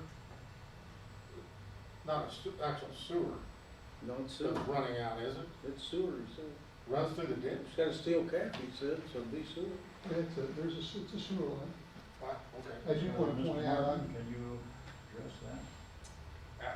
I'm not aware of the problem, and we certainly can look into it, with the, city utilities manager. I know the city just did a huge project on CSO, all that kind of stuff. Yeah, that probably should be looked into. yeah, it certainly is, it is a sewer line. I do want to point out that I'm downstream from Dave. So, I mean, my sewage is on past him before. As far as, Dave, first of all, I wish you no ill will, certainly. We've spent a significant amount of money on the property already. If you've driven by, I don't know if you saw the house prior to the renovation. So, I mean, I think that stands for what we're gonna be doing. Obviously, we'll have to make the surveys will have to be correct before we do anything. Any other questions, board members? Yeah, I do have a question. So in driving past your property, one thing that comes to mind for me is the drainage issue, because it does appear without some major engineering and dirt work that development on this site would push water back on your neighbor. Have you? Well, there's gonna be significant developmental costs, again, the reason for the 3 units. But, I mean, everything's going that way now. I mean, we're not really adding anything to it. I mean, we're gonna add a rooftop, but, I mean, it's all going to the creek. Do you have you hired an engineer to look at the drainage? Well, I think we'll have to do a drainage plan anyway, an engineering plan for the drainage anyway. But, I mean, I don't know what we're doing. You know, I mean, obviously, I'll do whatever, you know, you all require me to do. And that brings me back to a thought that I had earlier when other board members were asking questions. It's hard for us to approve a project when we don't have a lot of detail. I think honestly, the onus is on you to provide us with your detailed plan. Let us vote on that. And if that fails, then you can re-engineer and reapply, but I feel like we're being asked to vote on a lot of what-ifs and to tell you what you can and can't do, and that's not our job. Well, I agree with that, Rick. I certainly agree with what you say there. I think one thing too is, as we had in that last conversation at the last, application, so much of this is outside of what this board, what we're asking, what John's asking us right now is if we can get a variance to put a multi-family living, Put 3 right, units a three, on a, 4 acres. a troplex on a piece of property that's not zoned to do that. That's the question posed to this board. Everything else, if that were granted, would come under a building permit and all that. I mean, Yes. correct me if I'm wrong. Yeah, no, there would be Yeah. other boards and other, things he would have to go through for sure. Yeah. And in respect to your neighbor, most of his concerns deal with those type of issues, with sewer, drainage, those type of things. So I think, the things that we have to consider is whether a troplex is doable or acceptable, are the things such as safety, acceptability, and again, going back through the finding of facts, how those things are affected there. And I agree, that's, in my mind, that's the huge problem, is that you're in R4, 1/4 of an acre for each unit. And if you do this on what you have, it'll be 0.138 acres per unit, which in my view is asking us to rezone this property, which this board cannot do. That's my view. Well, I would like to add that, if we do a single-family home, it's gonna have to be a large home. It's basically gonna be very similar to the footprint of the 3 smaller units that we're doing anyway, so it's basically the same building. Yeah, but the difference is, the It's single zoning law is pretty clear, is Sure. extremely clear. Sure. And that with your 0.415 acres, you could put 1 house there. Even 2 houses, it falls short of that, or I should say 2 units. If you put a duplex there, you'd still have to have a variance because you'd fall short of the required Right. amount of land. And in my view, at least for me, we gotta stick to the ordinance as closely as we can. And putting twice as many units per acre, approximately, at least for me, is just a stretch. I believe I would table it with all the concerns that I'm hearing, at least maybe come back with Plan B. Well, so, let me just clarify, so are you all requesting engineering drawings for what we're wanting to do? I don't think so, but at least to satisfy me, you've gotta be close to the requirements for R4. And that would be a 1/4 acre per house. But And he doesn't have to do anything for that, right? no, you wouldn't. Yeah, again, I think I think everybody has a concept of what you wanna put in, and again, what that is not our Right, back here. Well, I mean, certainly we can do a single family home there, but I just. And this is a different subject as just requiring a setback for this or those type of things. This, I kind of agree with the chairman in leaning towards rezoning, And actually, if you put a single family house there, you probably wouldn't need any variances. That's Probably be correct. able to meet all of your required setbacks. Sure. And then your only issue would be environmental stuff and utility location, all the stuff you gotta do to actually build a building. That's, of course, not our purview in this board. So, board, we can either, if you want, you could withdraw the application. You don't have to, of course, or we could table this till next month. Well, I don't see any to table it. I mean, I'm happy to withdraw it. I appreciate your, consideration and your time, and I appreciate you all discussing it with me. So thank you very much. So you're withdrawing your I application? am withdrawing, yes, sir. Thank you. I appreciate your time.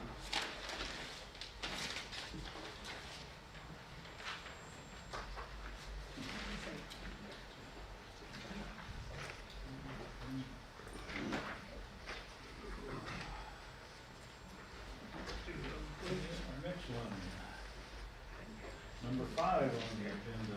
I do have questions. Yes, sir. When they put that electric line in, and the state worker told me it wasn't legal, who's supposed to enforce that? Well, I guess you would start with the building office here. You know who I mean, he's done that, I know he's done it for 25 years, and I walked out there when he was putting the light in. He said, well, they can't put that underground electric up there because they don't have the clearance, they have to have 4-foot clearance, and they don't have it. Well, the next day, they were putting it in. Well, I would recommend you come and talk to Mr. Martin, and he can help you out, refer you to utilities. Well, I mean, it don't bother me. The only thing that bothers me, Utility company making this first step. what bothers me, they left the electric lines from his house to the transformer pole in my yard hanging there. And they're in the creek there on my property, still on the old pole. Now, who's supposed to enforce that? That they take them down, or? Well, why don't you come in and talk to Mr. Martin, and he'll help you. You're the, Yes, okay. sir. Okay, thank you. You're welcome. Number 5 on the agenda, James McCormick, variance from development standards for a 0 lot line on the south property line and 9-foot setback on the west property line. Applicant planning on building a 24 by 3-foot full-style garage located at 1201 Wells Drive, and that's R8, medium density residential. You're not the Jim McCormick, right? I'm his grandson. Really? Yes. Pleasure to meet you. Pleasure's all mine. You already introduced yourself, and you, That's a 1201 Wells Drive. okay, and would you tell the board exactly what you want to do and Well, the circumstances of your property and so forth? I moved here about 6 months ago to be part of the regatta. I bought a small fixer-upper, actually through Dave Jenkins, who was here. He's kind of in deplorable shape, working to rebuild it. Part of it was building a garage. I came down to visit Mr. Martin and asked how close I could put it to Rabbit Lane, and we discussed the, what's it called? The regular easement, and I guess we kind of skipped over the setback. I kind of pre-bought materials with my contractor for, increase the size a little bit. Came back down for permits, and I guess we picked up on the setback past the normal 20-foot from road center, and that's kind of going to put the garage right in the middle of my backyard, almost put it up to my house.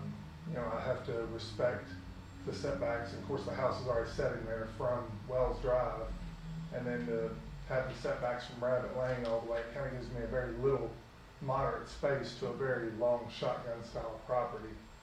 I also have a service dog, and I'm trying to maximize my amount of yard space for him. You submitted this rough sketch here. I'm sorry for the roughness of my sketch. I didn't realize at the time that this would be the process that it's turned into. I would have put a lot more time and effort into it. I do apologize for that. The issue is it from the center line of Rabbit Lane? Is that, The easement is, it's a 40-foot easement off Rabbit, so I have to build 20-foot off road center. But then it was brought to my attention that on top of that, there's another 20 or 30, I'm not exactly sure of the numbers, past that I'm supposed to stay behind. I would like to build within that and still respect the 20-foot from road center easement for utilities and such. Yeah, it's there, so, yeah, you're 40 foot right away and then Gotcha. 20 foot on the setback. Gotcha. Now, your zero lot line, is that where your fence is now? You know, I'm not really sure. I didn't take the time to measure that because it's super temporary. My idea were I would butt to the 20-foot easement, then my new fence, it'll look much nicer if you drove by the property, will come up to that line and kind of enclose my property. Because when you look at the neighbors, you all seem to go, all the fences kind of line up, and then there's some property behind it. So I didn't know exactly where the lot lines were for the properties. I think some of the fences are past the easement. They're all within the setback for sure, all of the fences. But, and I know some of the properties on west of the street on Rabbit, they have to be within the setback, and I'm not so sure they're not within the easement. The one right on the corner looks like if you took the turn real fast, you'd be parked in their garage. So. I noticed most of those garages that are along Rabbit Lane, Rabbit Street, were built in the 60s. There are several of them there, close to the road.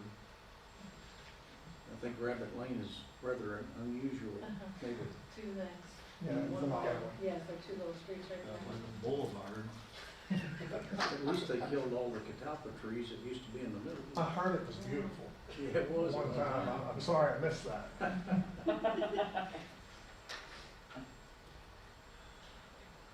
So, actually, how far from the edge of the street would your garage be? The edge of the street, what's a typical street, 8 feet? So the edge would be, it'd be 16 foot away. It would be 20 foot off road center, 20 minutes. So I'm just talking about you've got the actual paved street going down there, and you're planning on putting the entrance to your garage 16 feet from the edge of the street? Okay. You got some big trees back there. Is that why you've got it positioned where you do?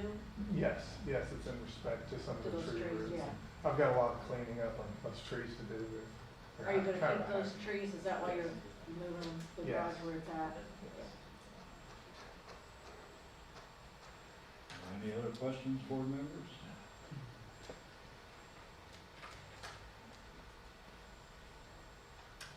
Anyone in the audience that's left would like to comment for or against? One last chance, board members, any questions? So what direction would, your garage doors face? Rabbit Lane. They It will would be face access from Rabbit Lane. I intend to, hopefully help the waterway out next to Rabbit Lane because it's not very deep. And I would put a culvert in under my driveway to allow water passage. And hopefully actually improve the drainage situation of that property because it is horrible. I think you've got neighbors that have barns or sheds in those areas. My neighbor next door, they have but it's mobile, so it doesn't have to pay respect to these things. And the one I have now is there, but there are some on down the road that are more permanent structures. Well, I think someone actually, I haven't had a chance to drive by. I'm not sure if they have their permits yet, but someone told me that someone's already pouring concrete well within the setback. Yeah, it looks like they made a basketball court, so it looks like. Yeah, I've seen that. Yeah, there seems to be several.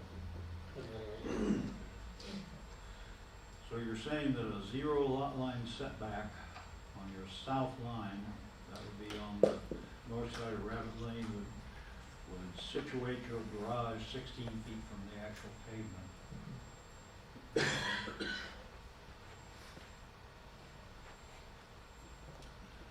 Any other questions, board members? Well, I guess we can move on to our findings of fact. Variance from developmental standards. Number 1, will approval of this application be injurious to the public health, safety, morals, and general welfare of the community? Mrs. Burkhart. No, I don't believe so. He's trying to do upkeep of the property. I don't think it's a heavily traveled road, so I don't see that. Mr. Henderson. No, I think it's similar to some of the other structures there in the area, and I think it would be fine. Mr. Acosta, I see nothing injurious about it. Mr. Ferris, I see nothing injurious either. I think, again, this is just another example of an applicant trying to invest in a property to improve the value, and I think from what I've seen, the plan is consistent with the rest of the appearance of the neighborhood, so I'm all for it. Number 2, will the use and value of the area adjacent to the property included in the variance be affected in a substantially adverse manner? Mrs. Burkhardt. No, I don't believe so. Like we iterated before, he's improving the property. Mr. Henderson, I would agree with that, he's improving the property. Mr. Acosta, Same thing I see as an improvement. Mr. Ferris, I see it as an improvement as well. and I see no damage to use and value of adjacent properties being hurt by this. I think that one's met. Number 3, the strict application of the terms of the zoning ordinance will result in practical difficulties in the use of the property. Mrs. Burkhardt. I believe so. You know, he made mention that it would certainly cut into his square footage of his usable yard space. Mr. Henderson, Yes, I would agree. Mr. Acosta, Yeah, I think this is quite a long lot, and obviously the advantage you want from that is to use that backyard, so it would be adverse to. Mr. Ferris, I agree as well. It's just, another example of a homeowner trying to bring an older home up to modern standards. And, we all like having a garage to park our vehicles in, so I think that strict application would cause some issue. and I think in that particular neighborhood on that lot, the practical difficulty would be the use of the yard, which is there is very little front yard, so the backyard becomes the big thing. I think that would be a practical difficulty. Number 4, is this request contrary to public interest? Mrs. Burkhardt. No, I don't believe that's going to stay before there are other structures in that vicinity. Mr. Henderson, No, it's similar to the rest of the neighborhood. Mr. Acosta, Agree as well, just fits with the rest of the neighborhood. Mr. Ferris. I agree with previous comments. I see nothing against public interest in building a garage along Rabbit Lane. Number 5, are there conditions peculiar to the property? Mrs. Burkhardt. I believe just the location of the property in relation to the street makes it hard for him to build according to standards. Mr. Henderson, Yes, it was, Rabbit Lane was, and I think that subdivision was probably done in the late 50s sometime, and he has nothing to do with that. Mr. Acosta, Yeah, I agree with those comments with the shape of the lawn and the location. Mr. Ferris. I agree as well. Peculiar condition, I think it's a common garage that would have to be located quite far away from the road. So I think that one is met. Number 6, are the peculiarities to the property a result of the applicant? Mrs. Burkhardt. No, stated earlier, when the properties were built earlier days.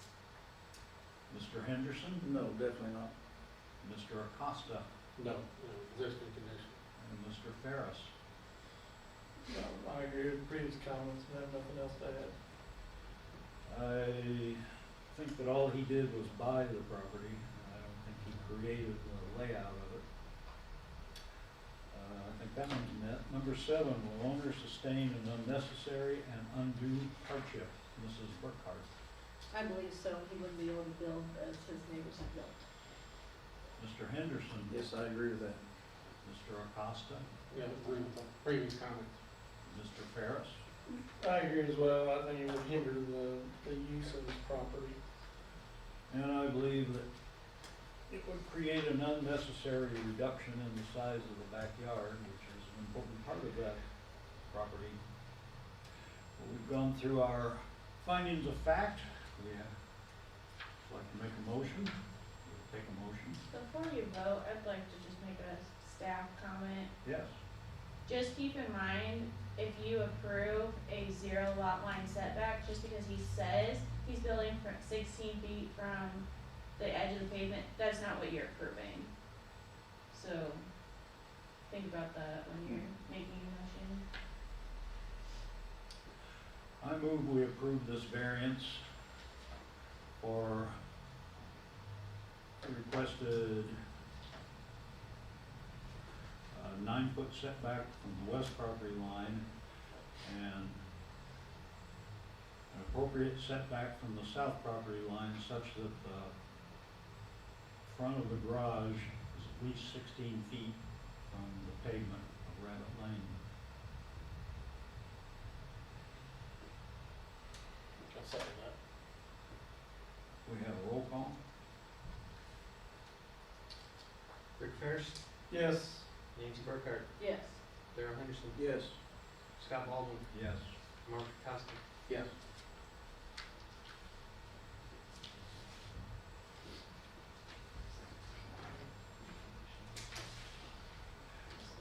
Okay, thank you very much. Thank you all so much for your Thank time. you.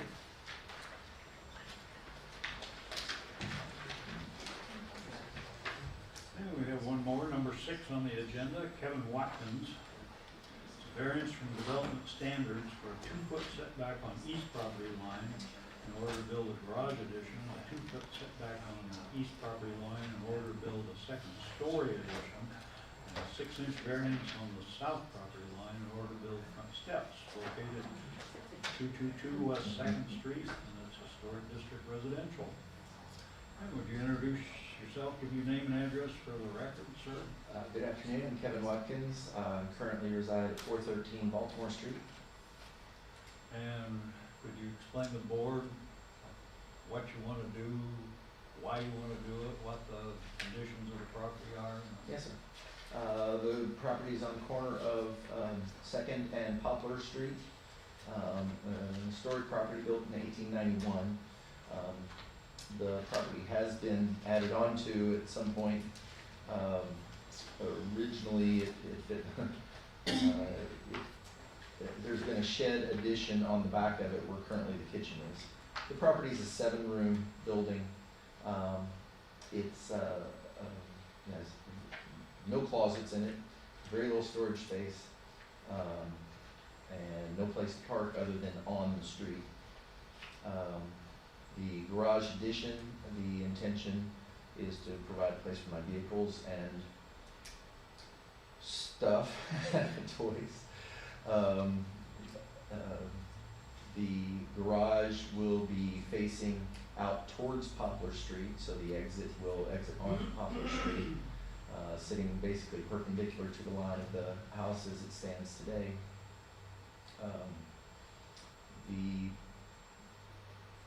Trying to think of relevance here.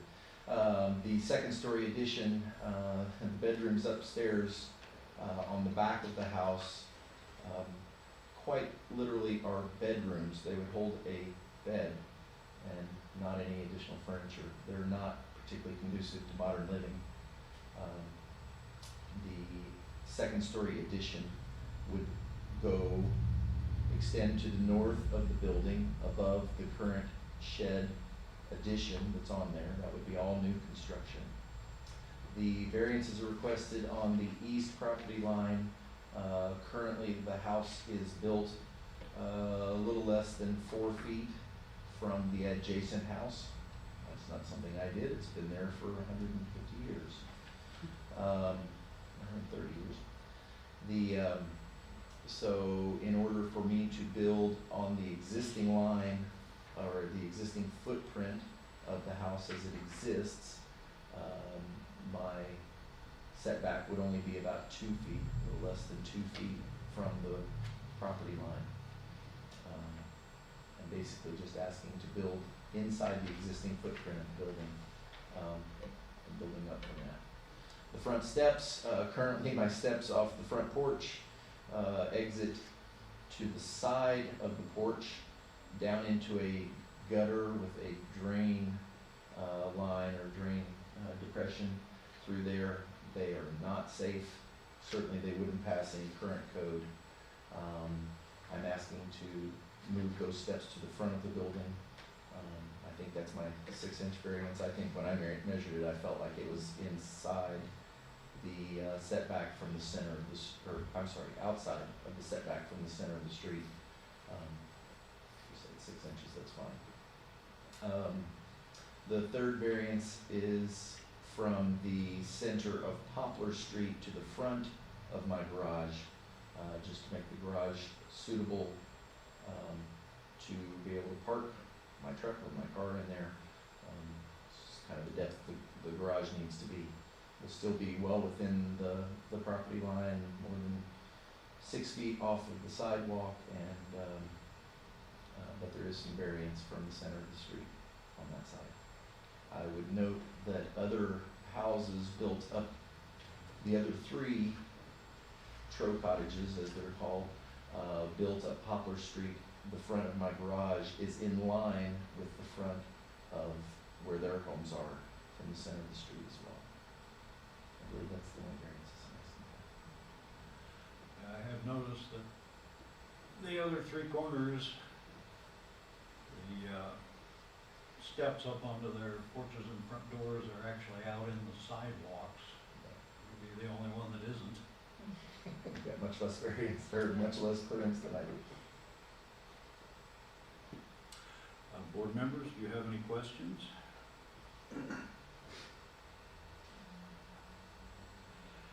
When you want to build a 2nd-story addition, your house is kind of a 2-story affair with a angled roof, and then behind it, there's an addition. Are you going to tear that addition down and build up something? No, sir, we would build on the current, inside the footprint and on the current addition. The framing is adequate to support the 2nd structure, although there will be some reinforcement on that framing to handle the additional weight of the 2nd floor. And your east property setback variance requests, they're just to keep everything in line with east wall of your house. Yes, sir. And I've walked by there and seen that. I might add, and not that I want to create chaos for myself or confusion, but the rear of the garage, the east end of the garage addition that I'm building, I'm also building on the same line with the house. So that requires that east variance to the other property lines. We have adequate clearance. And how close to your north property line is your garage going to be?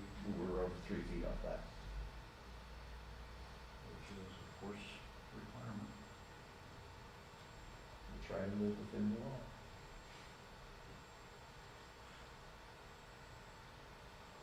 Well, all right, any more questions, comments, board? I would ask if anybody in the audience wants to talk, but nobody here but the press. You wait to get them out.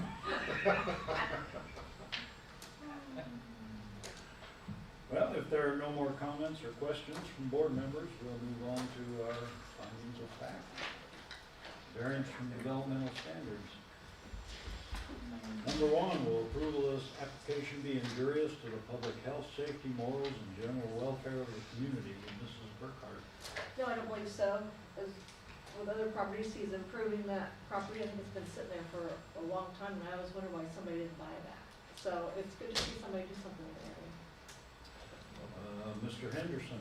No, it's will not be injurious to public health, safety, or moral, in my opinion. Mr. Acosta. Yeah, I agree with those comments. I'm glad to see it being fixed up here. Mr. Ferris.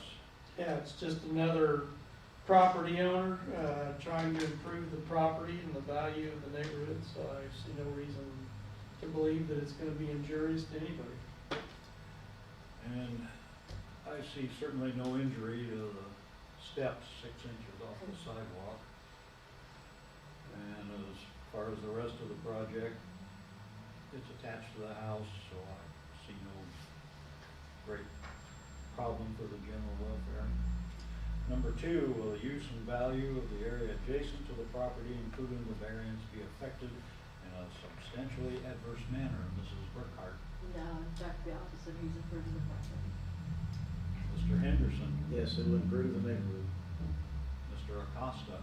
Yeah, no negative impact. Mr. Ferris. I do have a question.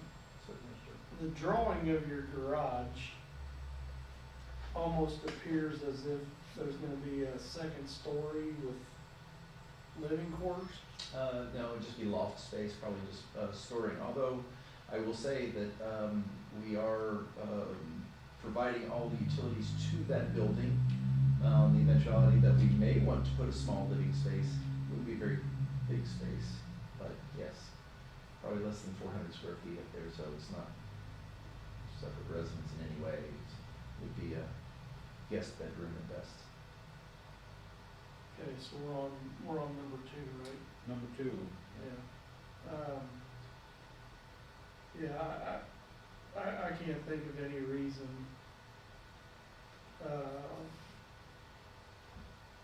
why there would be any substantial adverse effect. So I'm good with that. And I'm in agreement. I can't see a downtown neighborhood being substantially, neighbors being badly hurt by this. Number 3, the strict application of the terms of the zoning ordinance will result in practical difficulties in the use of the property. Mrs. Burkhart. I believe so. He's trying to follow the footprint of the original house anyway, so I think he would be practical difficulties that he's trying to achieve. Mr. Henderson. I would agree with that. Mr. Acosta. Same statement, obviously trying to stay in our footprint, and adherence would restrict that. Mr. Ferris. Yeah, I think, bringing these older homes up to a modern standard of living, does pose challenges, and I think that there would be some practical difficulties, if we applied the variance as written. The practical difficulty for the second-story addition would certainly be an oddly shaped house. So, and matching the eastern wall of the garage keeps everything in line. I think that one is met. Number 4, is this request contrary to public interest? Mrs. Burkhart. No, I don't believe so. In fact, that's probably the last house in the block that needs some major reading. No, HMI owns the property across Poplar Street, it needs to be straightened up. Mr. Henderson. No, I believe it's an improvement. Mr. Acosta. Yeah, I agree it would be an improvement, obviously. Mr. Ferris. I agree with previous board members' comments. And I see the public interest not being hurt by upgrading the downtown property. Number 5, are there conditions peculiar to the property? Mrs. Burkhart. I believe so. The positioning of the house as it currently stands is peculiar, and there's nothing he can do about that. Mr. Henderson. As always before, it's in historic Madison, there's always something unusual. Mr. Acosta.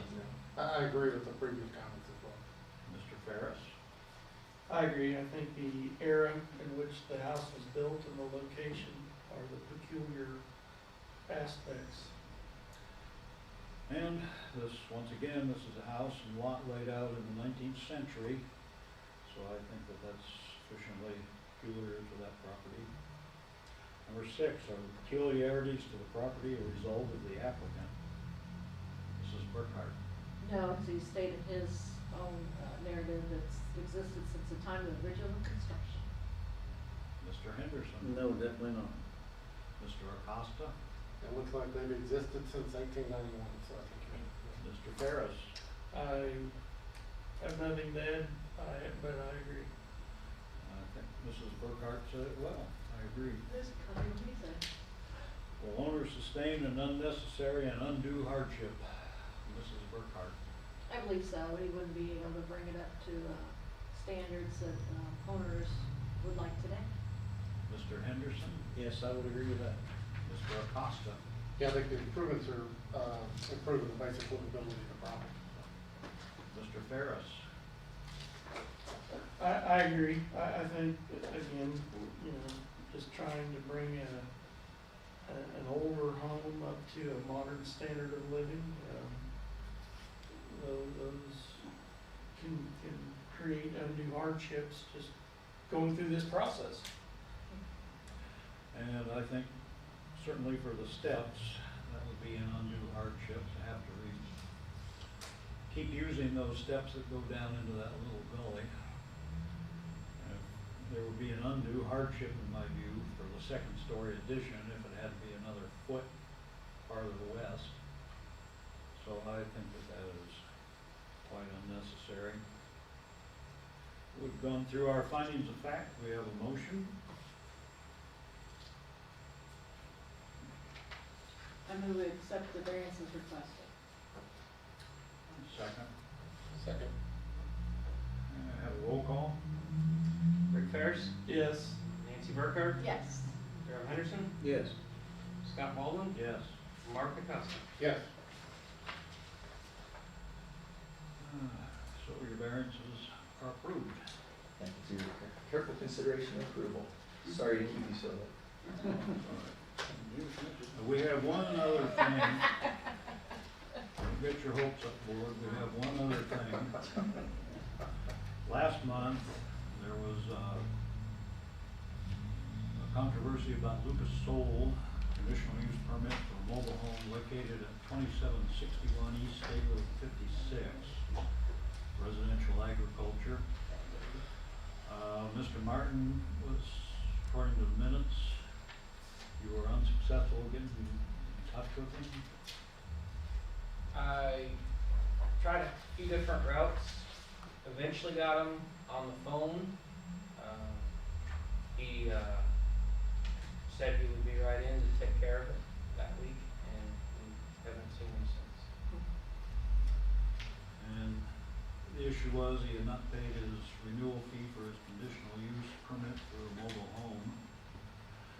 And I made a motion that his conditional use would be renewed contingent upon paying his renewal fee by the next regular meeting, which was this one. And he did not. There were efforts made to contact him, so in opinion of council, we need to make a motion telling that his conditional use permit is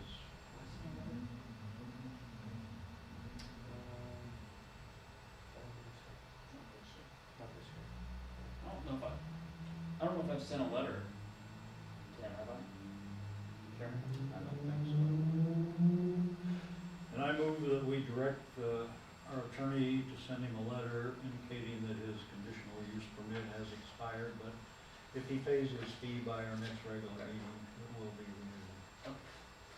I know I've sent him one every year I've been attorney, but I don't think I've sent him one this year. Well, there's my motion. We have a second. Roll call. Rick Ferris, Yes. Nancy Burkhardt. Yeah. Darrell Henderson, Yes. Scott Baldwin, Yes. Mark Acosta. Yes. Yes. As far as I know, that's all of our business, old and new. Is it still Monday?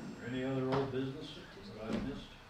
Oh, no. Then take a motion to adjourn. Motion. Was that a motion? Yeah, that's a motion to. Second. All in favor, say aye. Aye. Aye, opposed, no. Passes, we are adjourned. Yeah. I'm back. I should have had more to eat. See you next month, Daryl. Thanks for hanging out. Oh, yeah. It was a real treat. Oh, How do you do it? memory. I never, you didn't do that.